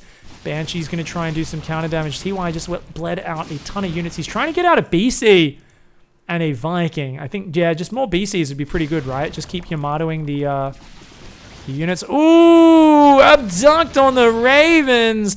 The Banshees think about taking that fight. They end up just taking out the hatchery, which is still not bad. soO's economy is pretty shitty. This base is secured. There's tons of extra command centers. TY is securing the north and the south at the same time. He still doesn't know where that Nidus network... No, he does know where that is. I think those Banshees should go clear that up. Yeah, he's going to go do it. All right, cool. Nidus in the main could still cause a big amount of problems later on in the game. Up to no Thors? 5 Thors right now. 4 more on the way. 1 BC, 3 tanks and a Viking. Right now he's a little bit light on his ground support. But there's not a lot of Viper energy. They don't even have a Blinding Cloud right now. The Banshee's going to counterattack one more time. It's mostly Hydra Viper. There's 6 Broodlords on the south side. 3 upgrades, a few more Corruptors. soO has not respread creep in a long time. He's only got 1 Queen. And that's a problem. The longer this game goes, the more problems that's gonna give. soO finally does drop another Nidus in the north side, saying, hey, where's my supply? Oh, I remember. I have 16 Swarm Hosts. But the Banshees are like, nope. No way, mate. No way. So he's got to keep popping these Niduses on both sides, and he's got to get those Swarm Host waves in. Because right now, they're not really doing anything. Down here, BC does blink in. And does take out a few workers. Bit of a YOLO. Does take out a Broodlord. Broodlord, a few drones, some mining time. It's pretty good, dude. 87 workers for TY. TY's got turrets up, tanks up here, sorry. A few missile turrets would be nice as well. These Banshees, of course, do have +2 flyer attack, soon to have +3. And that's just awesome. One of those Banshees had 15 kills. Its life is ended. That hatchery is going to go down. Is it, though? The Transfuse saves it just barely. Very nice Band-Aids from those queens. And another Nidus Worm pops out on the north-hand side. Uh-oh. I think that's a dead base. It's an orbital, so he can lift it and run. And that's exactly what he's going to do. Says, cool, take the sensor tower and a couple of refineries. I'll take it a bit later. Mass Thor on the south side. What have we got to deal with it? Blinding Cloud is what allows Broodlords to wreck Thors. But we're talking 6 Broodlords versus 10 Thors. We're talking +1 melee versus 3 Thors. These Thors have 4 armor. The Broodlings do 5 damage a hit. It's just not enough. They're not going to be able to get through the armor of these Thors. The Vikings, the Ravens come forward. Interference Matrix on the Vipers. No Blinding Clouds today. soO has to disengage. TY pushing forward. This army still does not look that big. Yeah, I think he's got to back off here. Take advantage of this to go boom. Take out your opponent's hatch on the north. And TY branching all over. I cannot believe soO's let him back into this game. Remember how bad the position was for TY. but the sledgehammer of soO did not find its mark. And I mean, it's both a blessing and a curse. soO's talent to just commit decisively to attacks when many others wouldn't allows him to win games in a... It's almost like an AI style where we often talk about how, you know, AIs will... I think it was Artosis was saying it's kind of fascinating because it won't care about winning in an efficient manner. It'll just care about winning. So it'll take what looks like a bad fight as long as in the grand picture, you know, it'll win. And soO does that and sometimes wins, but other times it does not work out at all. Locusts, there's so few Hellions on the ground, and the Locusts are destroying the Thors. That's where the Locusts come in handy, when there's no Hellbats on the ground, and we see TY's army just get obliterated. Oh man, I mean the Broodlords do all go down. What's the Remax? Hellions, Banshees, Vikings, tanks. And nonetheless, most of soO's army goes down. I think even though that fight was so good for soO, and TY has been less efficient, I don't know how you follow that up. soO can snipe a base, but TY's still got the top. He's still got the center. He's still got 74 SCVs. The problem is, I guess, these swarmers can just keep sniping bases. Like right now, soO, yeah, and this has been the thing soO's looked really awkward with, is how to use those swarmers. Finally, is just waddling over and saying, cool, let's kill a base. Free base kill. Is going to at the same time branch into the north side of the map. This is what I was talking about, what soO needed to be doing. When he had an advantage earlier, he needed to stop TY taking the corners of the map and expanding while finding damage with the swarmers. Suddenly, you find this very immobile mech player stretched thin. He can't defend all these locations. soO's going to shut down these two command centers. If he got away with building those and building planetaries, TY would have just had so much more money than his opponent. And look at this, even random drilly boys wandering up there. But I want to see these swarmers move back in. 10 seconds until they can launch another wave. Okay, he's going to go for the Nidus. That works just fine as well. Pop out here. Force the base to lift at the same time. I'd love to see the Hydras rotate to the south. Pick off an orbital. Come in here. Start hitting the production. It's something where you've got to use this mobility of the swarm hosts when your opponent doesn't have position. Part of why soO's struggling is his creep spread has been very poor in the late stages of this series. He kind of stops spreading it and focuses more on his unit control, and I think just a single queen respreading creep would have made a big difference. Nonetheless, soO's reasserting control over this map. 14 SCVs go down. Not the biggest deal because there's so many orbitals. TY could actually, like, it kind of helps TY to thin out the SCV count. If he loses more SCVs from here, that's where it really starts to hurt TY's economy a lot. TY's got these bases up, army moving around, 12 tanks, 7 Vikings, 5 Hellions, 4 Banshees. You need more Hellions in here. I think that's the one thing which TY is underestimating. The real power of his army is cheap, meaty units that obliterate Locusts and obliterate Broodlords. Now, Broodlords aren't on the field right now. It's just Swarm Host, Roach Hydra. But there's 4 Vipers. Abducts are going to be big. Parasitic Bombs are going to be big. And this Locust Roach Hydra doing damage. For the first time, we've seen soO tactically just say, give up the base, don't even fight, and counterattack. And look at that, another base goes down. More SCVs for production, orbitals being pushed back. And he can just disengage. And I think soO should not let his army get trapped. He should just pull out, kill the starport, kills a Banshee that pops. And he says, okay, you're here, you're ready to fight. Let's get the hell out. Let's get the hell out. Back off. Oh, he's going to fight in the open ground. The tanks aren't sieged. So he decides to take the engagement. The tanks turn around. The Banshees continue to fight. There's no Overseer here, so we can't actually see the Banshees when they're cloaked. Hellbat's doing a bit of a counterattack on the north side. soO still on such a small economy. He's got to use these Locust Waves perfectly. It's... Oh! A juicy Parasitic Bomb! The split misclick from TY isn't able to split it as quickly as he would have liked, and that double Parasitic Bomb massacred TY's air army. Now, there is still no way TY should lose this game. He's got so much money. But another Locust Wave comes in. 2 Siege Tanks do fall. Third one almost goes down as well. There's still tanks on the north side. This is soO's last base. Is TY going to go for it? TY has one option. That is to dive in, force the fight before the next Locust Wave, and just go for it. And if you take out that base, soO's economy is hamstrung. Or you pull back and you just play this a bit more patiently. You accept you've got that base, you've got this base, you've got mules. He's actually rebuilt some SCVs. He's back up to 62 workers. He's got a lot more Hellions in here, and that's what I was talking about being the secret ingredient that was missing in some of these fights, where your opponent's so reliant on Locusts. Look at that, they weren't microed! No, soO, you have to micro your Locusts. It's the most important part of your army. He was down and out at that point, so we can't hate on him too much, but the Sledgehammer does not pay off in this series. I also think a huge missed opportunity was popping a Nidus in the main. A wave of Locusts taking out all the add-ons in the main would have been really huge, but soO showed a lot of indecisive Locust usage and Swarm Host usage in this map, and despite having something like an 80 supply lead earlier on, we saw that soO wasn't able to crack the nut that was TY. He kept headbutting the front, trying to just break down TY's front door with a sledgehammer. I was talking earlier about how TY was barely holding the door up. It was off its hinges. He was just holding it in place, barely holding on, while the madman that is soO was knocking on the door with a fucking screwdriver, scratching at it, going, I'm gonna eat your eyeballs. Well, in the end, it turns out TY actually goes and finds his can of mace, opens the door a bit, sprays it in the face of soO, and somehow fucking destroys that game. Holy crap, guys. I can't believe that. I want to just do a quick bounce back. And I wonder, what do you guys think? Because I really feel going across the map with the Banshees was like the biggest mistake that TY made, right?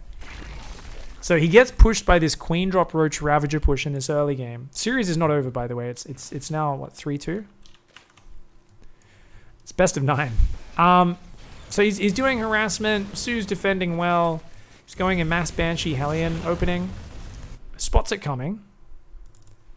He's repaired his Banshee. It's 3 Banshees versus 3 Queens. Now, understandably, he goes, oh shit, 4 Queens, transfuses, probably can't fight this. But at some point, he realizes, snags this Queen because she gets separated from the pack. And I'm like, why doesn't he just fight it with the Banshees? Like, I feel like even if those Queens drop pick to dodge the Banshee attacks, like, you're going to kill all the Ravagers with the Banshees and then just be able to, like, push out, clear the creep, and be fine. You've already got a tank out. Like, I feel like TY could have, like, even unloaded the Marines and just walked out. Now, obviously, he doesn't know how much Roach Ravager Zergling is coming with this. He just did a Hellion counter there and was busy with that. But I think these Banshees going across the map was a big mistake for TY. I think it was a big mistake. I think he should have stayed here. Because remember what happens. soO's like, oh, you're not going to defend? And he drones up. Yeah, he takes a bit of damage. But then his mutas fly in. This is what I missed off screen. While he was harassing the front, the mutas fly in, start doing massive damage to the main and the natural. This third takes forever to get landed. This creep is finally getting cleared up. But, like, TY is just in such a shitty position. And then Swarmos come out. And there is like a 5-minute window where TY is still pretty dead. And soO just fails to use the Locusts correctly and capitalize upon this weak window. Because I think these Swarmos in the grand scheme, yeah, look at this. He's up so high, 50 supply lead. And the Swarmos are coming, but he just doesn't manage to do what he needs to with them. I mean, the Banshee usage was incredible by TY, but he keeps just headbutting Locust Waves into Hellbats, and it's like, why wasn't he roaming around the top and coming in from that side with Roach Ravager? Why wasn't he sliding, you know, if he got rid of these tanks at any point, slide the Roach Ravager in the south and bile this down. He kept hitting the exact same area. TY was always ready, and TY does end up bringing that back. Swarmos are just too slow, says Pure Ghost. The creep was almost fully connected across the map. He could have just kept focusing on that creep, and he did a pretty decent job of it, and he would have been fine. Swarmos are overrated. They're not bad unless you use them perfectly. You're biting yourself in the ass. I mean, I think that's like a good saying for like a regular average Latager Otaku. I think we can expect more from soO though. I mean, it's definitely not his style of unit. He's more of a Roach Hydra, punch you in the face, Lingbane Muta, flank you, counterattack you, backstab you, and punch you in the face guy. Definitely Swarmos are a much more finesse focused unit, but I still feel like you know, it's one of those things where it was poor usage for a player of that level. All right, guys, over here on the left-hand side in the red, representing Splice, it's TY. Over here on the right-hand side in the blue, representing Chivo, it's soO. I definitely think that the other thing that really bit soO in the arse, and I've mentioned it a few times, is just his lack of creep spread. He had such a good start on his creep spread, and then he just stopped focusing on it for like 15 minutes of that game. And the creep is so powerful. It's so powerful. So I think he did miss a big opportunity there, but we'll see how it goes. This is, of course, the Alpha Pro Series. They gave me the replays, which is nice of them, and very excited to cast some beautiful high-level games. It's always fun. Oxygen Rennie, thanks for the 4-month resub. This little piggy loves this stream. Thank you, Oxygen. Much love, mate. Would a faster Broodlord transition have helped? Going Broodlords when you're on Swarmhost is not really necessary. I think if you went pure Hydrabane Swarmhost, it would have worked. Yeah. But he got caught between two styles. Because he was going the Roach Ravager Swarmhost style, which is more of a keep multi-pronging, keep coming in and finding ways to land Biles, and you go in with the Roach Ravager, spray Biles, and your Locust land on their army at the same time. And doing that style, you usually stay not that high on workers, and you just try to win with that style, and any transition is awkward off it. So don't get me wrong, the transition was always going to be awkward, but soO went Baneling tech, Hydra tech, Viper tech, and Broodlord tech all at kind of the same time, and I feel like he got a little bit caught between those. He forgot to keep working on his upgrades as well. So I think he was a little bit surprised by how well TY deflected, and we've all messed up. I'm sure soO looks back at that game and says, I just did really bad Swarmhost micro over and over again. The Banshee harass from TY, I think, really threw him off his game. The way the Banshees kept coming out and picking off Swarmhost, I think it panicked him multiple times, and soO lost his cool in that match. We are going to be going to Automaton, though. soO is still just 2 games away from winning this series, and he is spawning in the top right-hand side. So he's going to be going Hatch Gas Pool. His Overlord comes down, sees it is indeed a Reaper expand. TY playing very safe and keeping that Reaper at home. And he's going to be a Gas first this time, so faster tech, faster aliens. And on this map where it's lots of wide open spaces, not exactly much of a choke point, is it? Even these ramps are pretty fat. Hellion run-bys can be great. There's big wide open areas in the main where you can slide Liberators in over here. You can drop Hellions here. And in this case, it looks like a Widowmine drop to start things out for TY. And I would imagine swapping into... I'm not sure, actually. Probably Bio for such a big wide open map. But we'll have to see. Battle Mech is also quite popular here. Haven't seen TY play a lot of Battle Mech just yet. soO's been very good with these Overlords. Constantly coming in from the backside to try and get the scouting info on any sneaky structures in the back. And it is indeed a medevac and then a tech lab on the factory. So it could be a Widowmine drop just into like tank, 3rd CC, and the most conservative macro build of all time. It's usually very hit or miss how this goes. Because if your opponent's like really ready for that first drop, then it just doesn't work out that well. And seeing a starport with no add-on building something, I think we will see a very early Spore in that main. I think we will see, the Overlords watching these edges. You can see this Overlord's already positioned there. Wouldn't mind this Overlord going down here as well. And I think he's going to put Creep there. Yeah, you can see he's already positioned, ready for that potential drop. The Marines do show themselves there, kill that Overlord, and at least that does shut down soO's vision. He decides to leave the Widowmine at home. Interesting. So he says, look, it's been spotted. We're probably not going to do much damage. If 10 Lings come in, they'll surround the Marine. And that's why the Marine is standing on top of it to kind of hide it. This tank, struggling to get on the high ground where it belongs. Where is that 3rd CC? This drop's just going to look for the angle to come in surprisingly.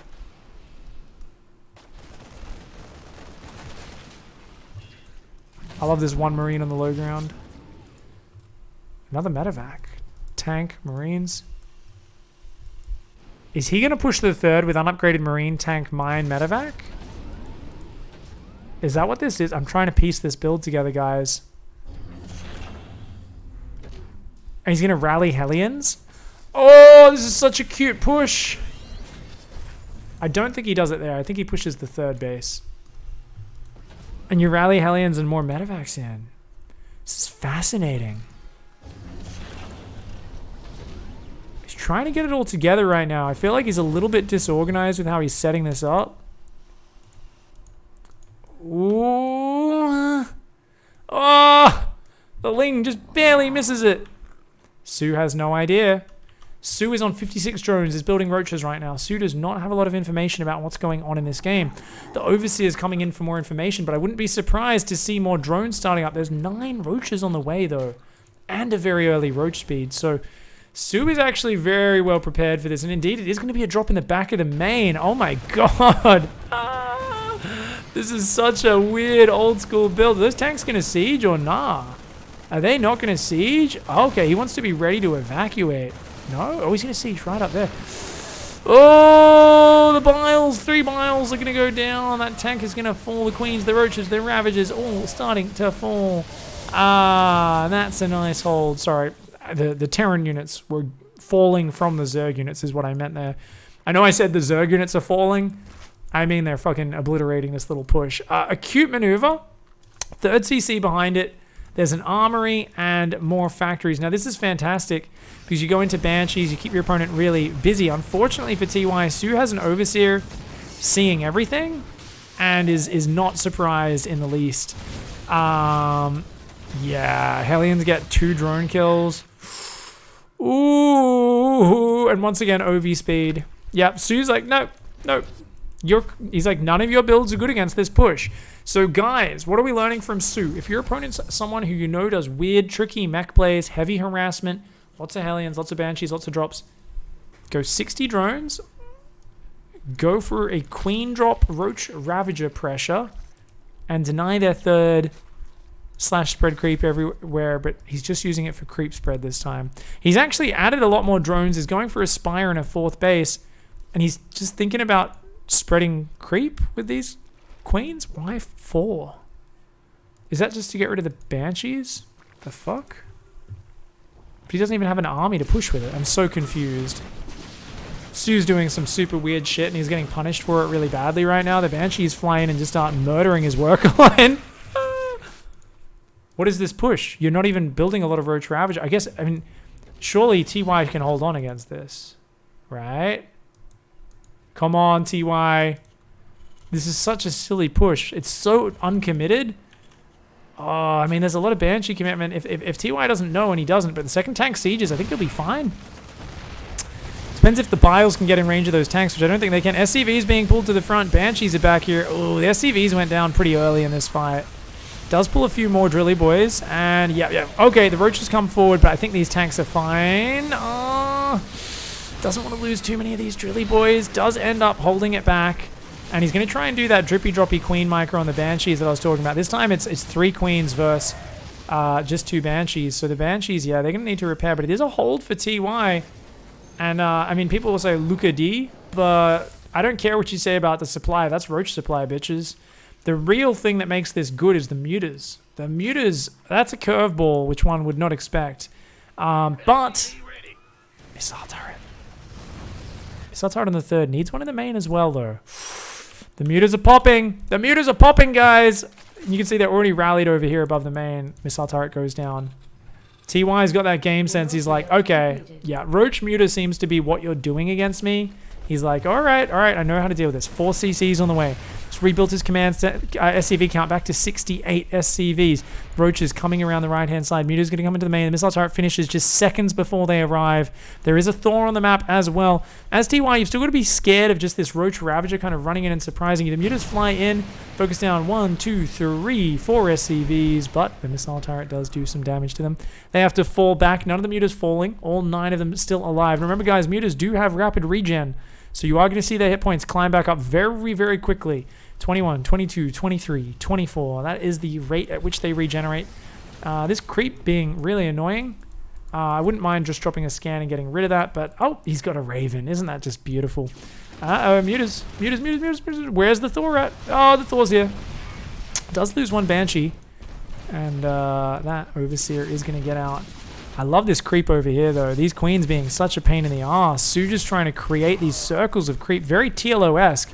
Very frustrating, but look at that. TY's on it. He's on the case, and he's got that Raven. 13 Swarm Hosts on the way. I feel like this is very cute, and this enables Swarm Host play, and I much prefer Swarm Hosts on the ground as to with the Nidus. The Nidus is cool. It's funky. It can be really beautiful and game-winning, but more important is just having creep on the ground. And the problem is soO's so focused on his weird creep spread, he hasn't really been spreading his regular tumors consistently. So even at the level of soO, a player who's, you know, averaging 350 APM, this creep tumor hasn't spread in about a minute. He's finally spreading creep there. He's got the Swarm Host coming out. They're going to make their way down the northern side. And remember, from here, you can hit that mineral line, but they'll expire very soon afterwards. Ideally, you get right down here and you throw some in that base, some in this base. For TY, the Hellion count is not that high. He's actually mining this gold base. That is adorable. That is so cool. But Swarm Host coming forward, and this first wave could be devastating because he doesn't know about it just yet. Muters create a distraction in the main. Go for the easy kill of the depot. And here come the Locusts. Once again, not microed by soO. Does grab those and micros those, and he's going to land them, take out a bit of damage on the Hellions. I mean, it worked out okay. I don't mind him landing on the SCVs, killing 5 or 6 SCVs. That's something. It's not terrible. The problem and the reason I'm frustrated with soO for constantly doing this is you could tell it was not by design. It was by laziness. He is not control clicking and move commanding the locusts after he throws them. He's just literally throwing them on the minimap towards his opponent and letting them hit what they will. Sometimes he's going and microing them later, but that should be a habit. If you're using swarm hosts regularly against mech, you should always manually control those locusts to make sure they don't get just wasted on a single Hellion, a random Thor drop, etc., etc. So once again, we see these locusts. I don't believe they were selected. I think he just selected them then. Let's see how he lands them. Can he find the damage? Come on, soO. We don't mind. Does get a bit of damage. Nice! Does actually... there's a few too many Hellbats. Doesn't really find the damage, but the Muta's dancing around the back as well. Going to find a siege tank or two. TY is starting to push across the map. He wants to get these swarm hosts out of his face, but these Mutas are just causing a massive nuisance. Double Thor drop does come back, and that is going to get shut down. At the same time, in the middle of the map, the Roach Ravager getting forced backwards. They're trying to land Biles on this. TY losing a lot of Ravagers as he pushes forwards, but he's getting ground. He's pushing into the Zerg territory, and as he clears this creep, it makes the swarm hosts drastically less effective. Of course, the problem is there is creep all over the bottom side of this map, but if TY can stop that ever getting connected, it'll work out okay. Locusts come in. You can see he's spreading them. He's looking for the targets. He's got to land on these tanks at the back. He jumps on those 2 tanks, does take them out. Not a bad commit.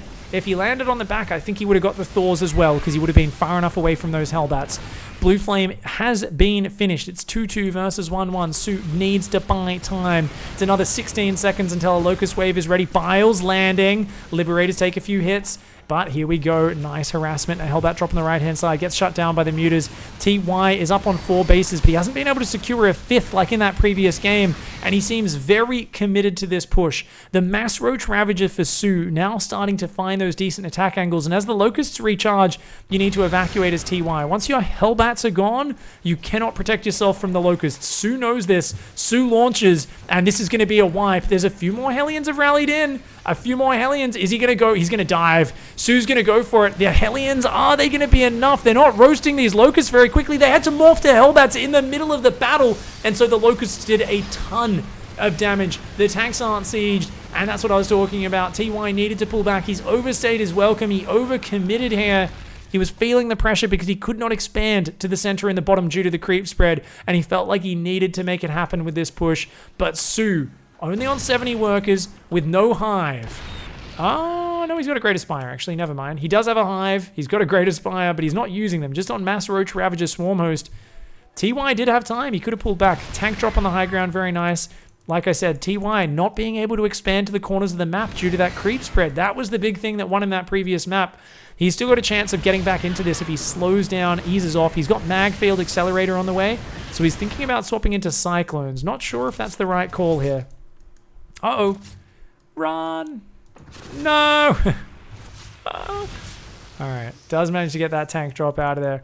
So what have we got? 16 Swarmers, 21 Roaches, 7 Ravagers. As soO, you've really just got to branch around the edges and start bleeding these Roaches off so you can swap into better quality units. One way you can do that is like hit with the Locust from the right, run in with the Roach Ravager from the top, sync up the attack, or you can split and multi-prong. I think soO's more of a sledgehammer headbutt guy, as we've seen, but I feel like the Swarmers usage has been a bit more intelligent, a bit more calculated in this game. He's thinking about going for it, but it doesn't look like he's pairing up. He sees the Hellions on the right, and he gets distracted. Oh, that's a good Locust Wave. 1 tank, great evacuation by TY. That orbital, he's got to repair the orbital. That's going to go down. It's going to go down. It's going to go down. Good repair. Good repair. Remember, the building armor upgrade has not been done just yet. TY has not had an abundance of money this game. soO's got all the money in the world, and he's finally starting to branch in from multiple sides. He's looking for angles. Ooh. Does bleed off a few units. It's still a massively good position. Remember what we talked about in that last game?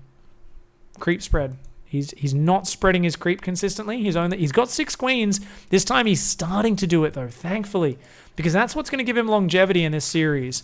I like that his swarm hosts are rotating. He's looking for new angles. He's being a little bit more creative in how he looks for a way in here. We see Hellions and Cyclones trying to clear the creep, but a massive Locust Wave.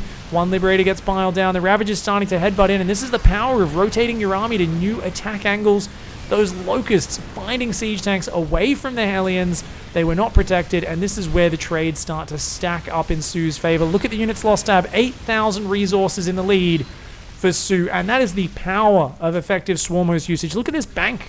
soO's just not losing units. Swarm hosts, when used correctly, are one of the most godlike units in the game. They're definitely not a one-size-fits-all solution. They have to be used very specifically. These Cyclones going to come in and try to punish. Hellion counter splitting off to the left. These command centers getting shut down. Remember I was talking about how TY kept being able to secure random bases while other things were going on. This time around, soO's done a better job of shutting that down.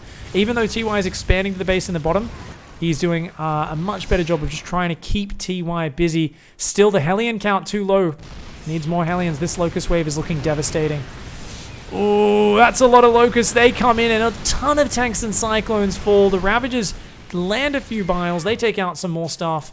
Command Center has to lift off. Hydras are starting to come in the mix. They do have both upgrades and 3-3. And soO here just continuing to headbutt. I'd love to see some more creep spread behind this. It would really just add that next level of holding on. TY has still got mining. If he can secure that base, that would be nice. This base would be nice. Single Roach there blocking that.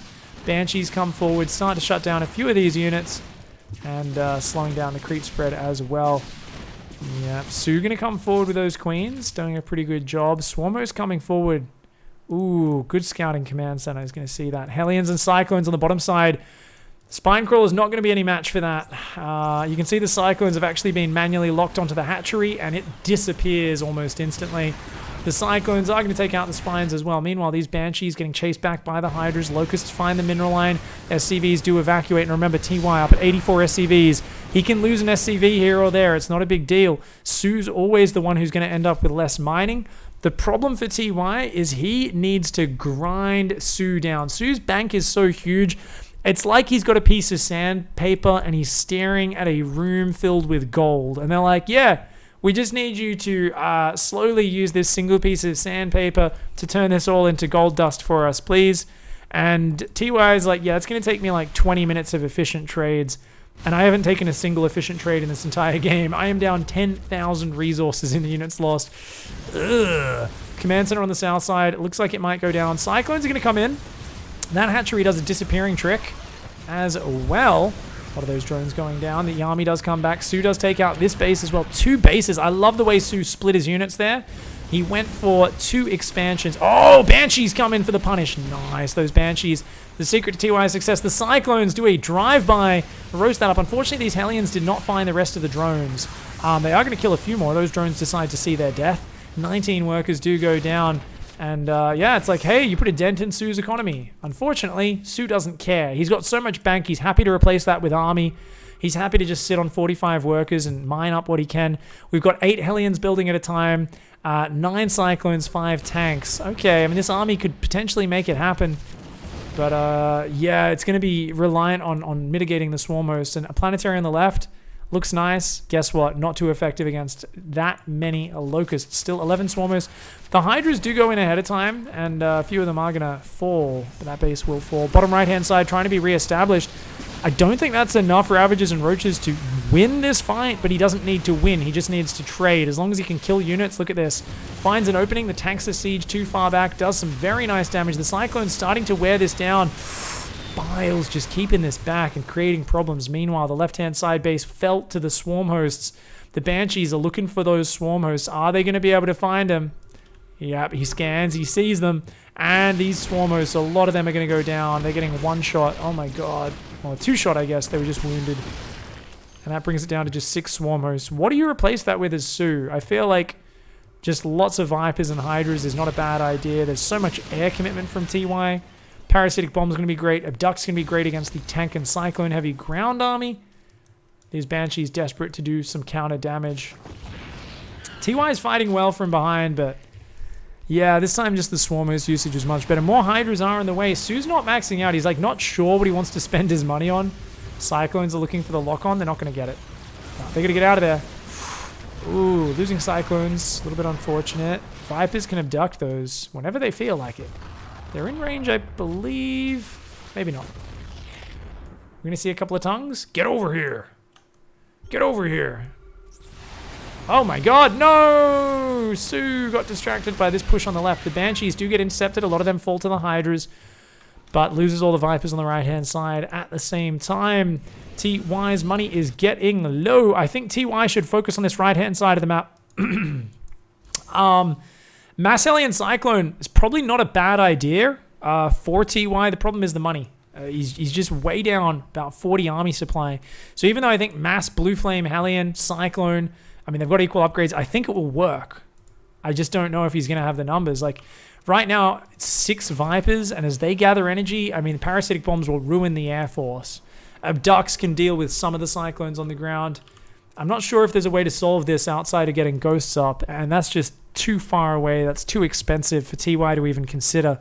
Does not have a lot of money. He's trying to expand to both sides of the map, but yeah, I think against such a big Hydra army, maybe just consolidating his forces and engaging front on might be the answer. The Banshee's continuing to veer around, looking for any pickoffs. And a nice little angle there. A few SCVs and mules going down. TY slow on the pullback. Oh no. 13 SCVs. The Banshees come in, but the Overseers join up, providing that detection. And I do feel like we're watching soO just slowly wear TY down. Every time one of these fights happens, soO can afford the trade. TY cannot. Does finally take out those Hydras, but loses a bunch of Banshees. Here we go. Parasitic bombs are going to be huge in this fight, and they do land right in the center. Blinding Clouds as well. And suddenly this fragile kind of battle mech / air army of TY falls to pieces. Blinding Clouds and Parasitic Bombs get the job done. TY trying to use those lock-ons, trying to use these siege tanks, desperately trying to hang on. Blinding Clouds come down, and that's going to be that. soO finally manages to win this game. Whew. 14,000 resources more efficient at the end of the day. The power of swarm hosts with correct positioning. You know, this map, you do get very spread out bases, very hard to defend. I think if you have enough creep spread, swarm hosts are incredible here. soO showed us exactly why that is the case. And it's going to shut this one down. It's going to remax on Hydras. I'm going to fast forward, guys. This game's so boring. Watching TY just die, man. It's been over for a while, hasn't it? I mean, he came back in the previous game. Look at this, like, soO's just like, That's A move. It's like, sir, we only have 1/3 of the Hydralisks here. He's like, yeah, I wanna give TY the illusion that he has a chance. But, sir, I feel like there's a more efficient way to win. TY is dead. Somehow he's getting a base up here. I am gonna fast forward because it literally is just soO smashing Hydras into very few mech units. And TY tried to fight it out, but it looks like soO is gonna take the 4-0 lead. Some epic games here. But just fascinating to see soO go for this weird, not really committed Roach Ravager timing with the Queen drop. And then just like, even when it doesn't break TY, he's like, here's muters. Here's a circle of creep around your base. Here's this, you know? He just keeps on throwing all these little, little problems at TY and really just messing him up. All right, guys. Down here in the bottom right-hand side, fighting for the comeback, needs to win 3 in a row. In the blue, representing Splice, it's TY. Up here in the top left-hand side, representing Chivo, it's soO.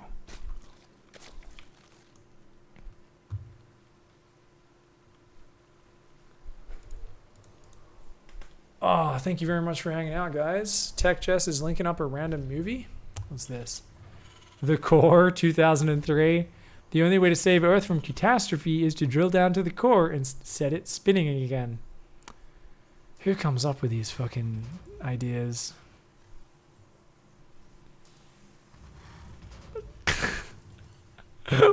Why are you guys talking about that? How did this come up? Is it because you guys are talking about the core hockey layout?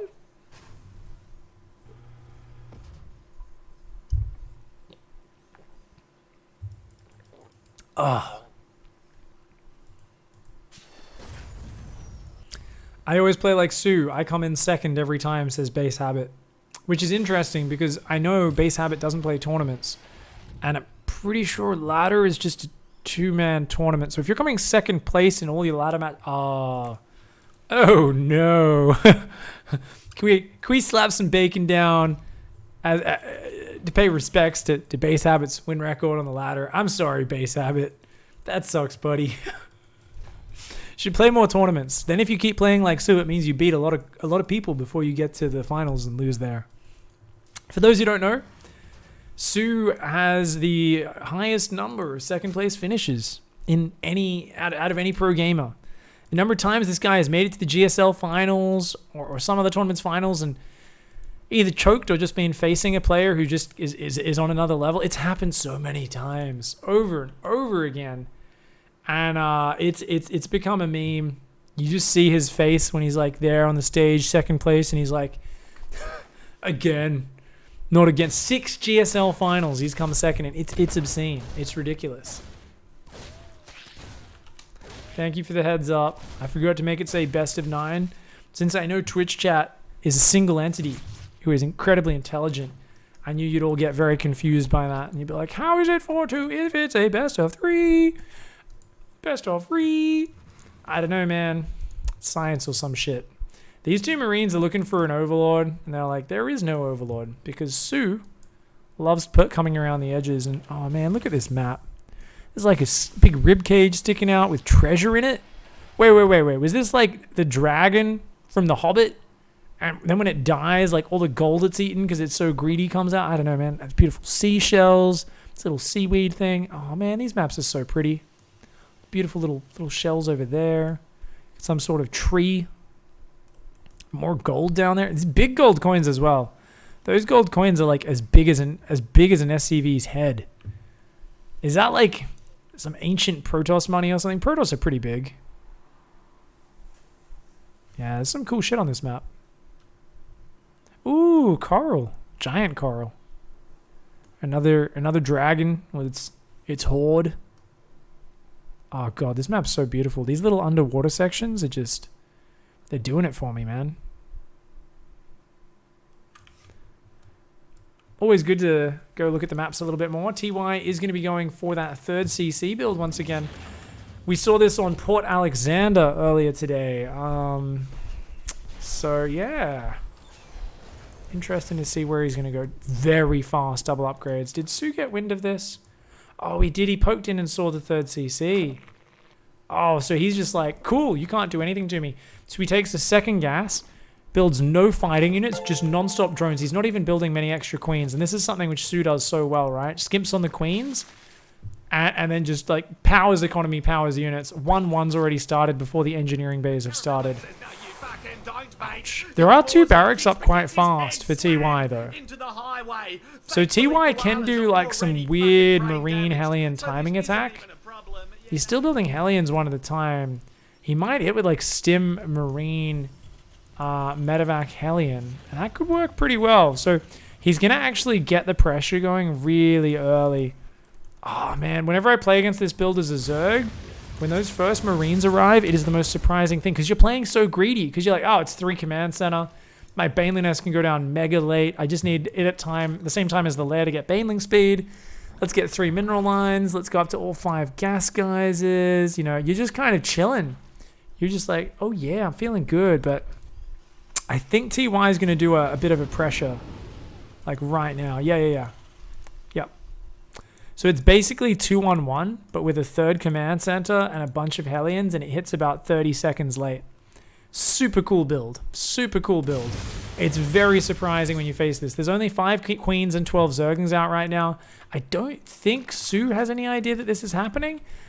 Do we have engineering bays down? Yes. He's going to be almost a full upgrade behind soO, so he does need to do something. I think canceling this 4th is probably the minimum.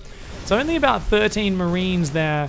They're going to stem forward along with those Hellions. The cancel on the 4th will happen. That's, as I said, the minimum. Would like a little bit more damage, to be honest. It's going to... Oh, the Banelings are morphing. He sees it. He sees it. The Hellions... Oh, okay, he goes for the drones. 10 drones get focused, and then just pull the Hellions behind and pick up the Marines at the last second. Yeah. Great play. I like the patience with the Banelings from soO. The patience. Very nicely done. And the Hellions go down, but the Marines do get saved. They're going to just bounce around using this dead space. They could stim back there, actually, and focus some drones down. Even more mining time going down. soO's struggling. It's a very surprising attack, but remember, soO's got 1-1 now. These Marines need to get the hell out of there. Oh, he's trying to hold the choke point. Those Marines ran forward there. It takes an okay trade. He's got his own third landed. And in the midst of all this, 2-2 didn't start. soO was so distracted trying to hang on for dear life. But now 2-2 and a 4th base restart. So he's back on track for the macro game. I've talked about his kind of delay on respreading creep in his games. Notice he's only got 4 queens, not building any extra, and he's not respreading creep. So soO really, I think, he's so good at focusing on so many different things. But if there's one area, if I was like his coach, I would just be like, spread some more creep. Just build that habit in. I know he has the actions for it. It doesn't have to be the highest priority, but it needs to be higher than it currently is. He does manage to settle down into his rhythm. He's got mutas on the way. The Marines are coming forward here. That medevac going to be annoying. The armory's a little bit late here behind this. So TY obviously just being as annoying as he can, which is good. But the problem here is 1-1's finishing. And he's already about a minute. Yeah, he's going to be about a minute 30 behind on the upgrades. Maybe a minute 20 if he starts them straight away. Mutas are now out. These Marines are going down. The medevacs will fall. soO establishing control over this match. Now, as I said, not particularly quick to respread creep. He's starting to do it now. He's got 72 workers. TY is going to already push with tanks. Oh my gosh, 4 siege tanks already? Or 3 siege tanks already. It's not a lot of Marines though, man. I mean, yeah, good siege up though. Good siege up reactively. He's got these tanks kind of spread forward. He wants to try and slow down this. TY just really getting in his face. He's got a 4th command center.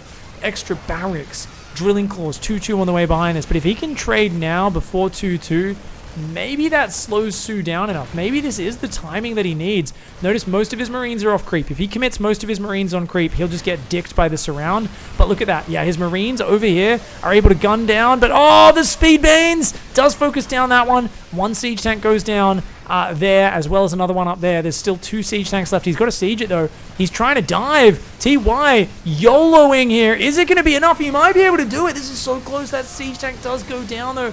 The Marines here, 1-1 verse 2-2, about to finish in 12 seconds. I think as TY, you've created a bit of headway. You've done some good trades. Look at the units lost. It's fantastic.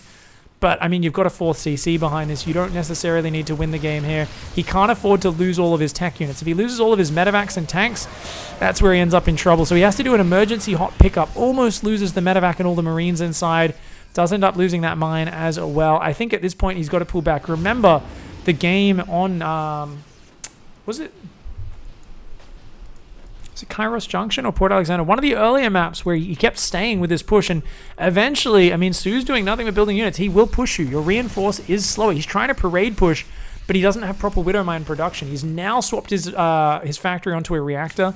Back at home, you can see that's building Widow Mines 2 at a time. He's up to 7 barracks, which is fantastic. Make that, 7 barracks. 4th command center, he's got a planetary on it. He pulls back. Okay, he doesn't overstay his welcome. I really thought he was staying too long, but he ends up doing just fine. Oh my god. I guess this whole middle area is just where he wants to control, right? If he can control this area, it's so hard for Lingbane to engage. If the Lingbane can get into these wide open areas, that's where Lingbane starts to flourish. If the Lingbane can start to backstab, that's where it's really good. But just like on some of those earlier maps, soO has not found a chance to backstab just yet. TY starting to branch out the aggression. Now, shout out to soO. This creep tumor down here is just covering this bottom side. It's doing a great job. This creep tumor starting to spread. soO is patching that hole in his play. He's starting to respread the creep. His muta count also is very high. 18 mutalisks right now. And as TY's pressure has stalled, those mutas are going to shut down this drop. That drop does have its boost off cooldown. It's going to try to unload a few Marines here, but I mean, that's so many mutas, they do not care. Will he get 1 muta? Hey, he gets 1 muta. It's cute. Oh shit, Baneling's run in on the front as well. Not the best trade on the front for soO. Widow Mines, Marines, tanks do well, but the mutas are going to counterattack, and he's got enough Lingbane to stall this out, and that's all he needs to do. Biomine, you mostly want to counterattack against it. You don't want to engage into it. You just want to stop it pushing too deep into your creep. The Muta's coming forward, but there's Marines in position. TY adding an extra turret. He probably needs an extra one up here. I would build like a turret there and a turret there, but maybe he thinks he can zone out these Mutas on the left-hand side of the map. Indeed, it feels like he is changing his focus to make sure that doesn't go down. Great snipe from soO. These Mutas diving around the map. Hive is on the way. It's about coming up on halfway done. The creep spread still not looking fantastic for soO, but he's setting up a Baneling either run by or flank. He could run by in and try to kill the workers, or he could try to flank the Marines. Remember, right now, the mine count is not that high. It's only 6 Widow Mines. He's got a second factory this game. His drilling clause is done. He's got 3-3 on the way. But soO going to go for a gigantic Baneling count, and he's going to sync this up with an attack on the front, I think. His Baneling's finishing on the front. Is he going to do that at the same time? That Baneling run by is going in. He's not going to do it. He's just going to roll in. TY not watching. He's going to lose every worker on his third base. 18 SCVs go down. A small engagement on the front to keep him occupied while the Lings and Banes run in to finish this off. The Widow Mines do end up cleaning most of this. A lot of depots go down. TY is pulling his entire army home to try to rebuild this. Now, that does leave some Widow Mines unsupported on their own. soO doesn't have vision of that. He has no idea. Otherwise, he'd be picking off these mines right now. TY gets time to reform, move back across the map. 3-3, just 50 seconds from finishing. Whereas +3 armor's just started for soO. A ton of Banelings rolling in. A gigantic Baneling roll in. Takes out most of the Widow Mines. There's only 3 Widow Mines left on the map right now. I think TY has to be really patient. These trades are favoring him, but he's got to rebuild his SCV count, and he has to rebuild his mine count. And oh no, another Ling counter. He did not rebuild the wall. He was too eager to counterattack. That Ling run by is savaging his third base right now. 7 more workers go down. His reinforce does come over. He's down to 53 workers. TY, this is not the economy he wants. He loves being up at 75, 80, 85 workers. But down at this economy is always going to be rough for the Blue Terran player. The Widow Mines doing a little bit of friendly fire as they clean this up. Finally, soO's attack gets held, but so much of TY's APM gets drained. We see soO once again flanking down the bottom, making plenty of Banelings to roll in on the front, while a ton of units counterattack. Now, as TY, you've got to realize this is the issue. Your map control sucks. You've got to just send out spotting units before you push out. He hasn't done it. And oh no, he's trapped in this holding pattern of repeating the same mistake. Only a single Widow Mine again? TY, you've got to respect this counterattack. He's got nothing at home. Oh, that Widow Mine did a good bit of damage. And this spread on the front, he's going to just try to make it happen now. He's up about 15 army supply. The Banelings, the Lings rolling in a few at a time. He wants to waste these Widow Mine shots. A big one lands and the smack bang in the center of the Mutas. But back at home, the Lings are doing it. They're doing so much damage. The Marine Rally is going to clean that up. But TY's economy has been irreparably damaged. He is so much lower than he wants to be. He's got 37 Marines, only 1 mine, and 2 Marauders. This base will fall. Will it, though? Will it? The Banelings roll in. The base stands strong. It's still alive on red hit points. He even brought his tank forward, but it falls as well. And with that, his third base has not even re-landed. Yes, his fourth is mining relatively strong, but it's 85 drones to 41, and soO can afford to be inefficient. You don't care about being worse off on the units lost. If you're finding your way into that Terran economy, you've got 85 drones. You can roll Banelings into this all day long. TY is on a timer. He needs to finish the game right now. If soO can just hold on for a bit longer, he is out-mining, out-producing, and catching up on upgrades. +3 Carapace is about to finish. We've got +3 melee not too far behind it as well. Just a small encounter veering down the right-hand side. They could slide in there. The Mutas here looking to track this army. 13 medevacs. I mean, that's great if you've got a good Marauder count, but there actually is not a high Tech Lab count on these barracks. We've got 1, 2, 3. Okay, 3 Tech Labs, not bad. 1 higher than in the previous one, and this is swapping into triple Marauder production. Heavy medevac is really good if you can get about 8 Marauders up in your army, kind of spread around, creating a semi-wall in front. Their concussive shells will slow down your opponent, and they'll absorb billions of Banelings. So always good if you can get up enough Marauders in front, get up a good spread of, say, 10 to 12 Widow Mines, or, I mean, the more the better, and then you have your Marines in the rear, spread in pockets and clumps, ready to just dish out their insane damage, but obviously needing the Marauders and the mines to protect those Marines from the Banelings. And as it is, 31 Banelings are on the way. There's more and more Banelings building. This creep is starting to re-spread out. These Mutas keeping track. And I think, yeah, soO is now going for 5 Ultralisks, Burrow, Chitinous Plating, +2 flyer attack. All of these upgrades kicking in here. And as these ultras come out, I think it's time for soO to attack. Notice he's splitting part of his army off with the mutas, looking for a counterattack angle. A few lings are going to backstab. Remember, these are adrenal +3/3 zerglings. Look at how much damage they do. Even against the 3 armor SCVs, they disappear very, very quickly. And that command center even gets a lot of damage on it before the Marines come to defend. 7 more drones on the way. soO ready for the long game. He has so many banelings. Oh my gosh. A big, big Widow Mine hit there. But there's just no anti-Ultralisk in this army. A couple of Marauders not going to be enough. These Marines trying to gun down these banelings. No Liberators are out though. We'll probably see a few pop up in the production tab. Indeed we do. TY is going to try to get a few libs out. But the idea normally is that you've got enough momentum by this point. Those Ultras have to attack into a gigantic Widow Mine spread, and you've already got your first Liberators sieging up as they engage. If they get to engage you like that, the open ground, not that many Widow Mines, no Liberators, they will wipe your army like we just saw. And remember, soO here, still continuing with the counterattacks, branching in from multiple angles. TY pulling back, and these lings are going to come forward. Probably going to set off those Widow Mines relatively easily.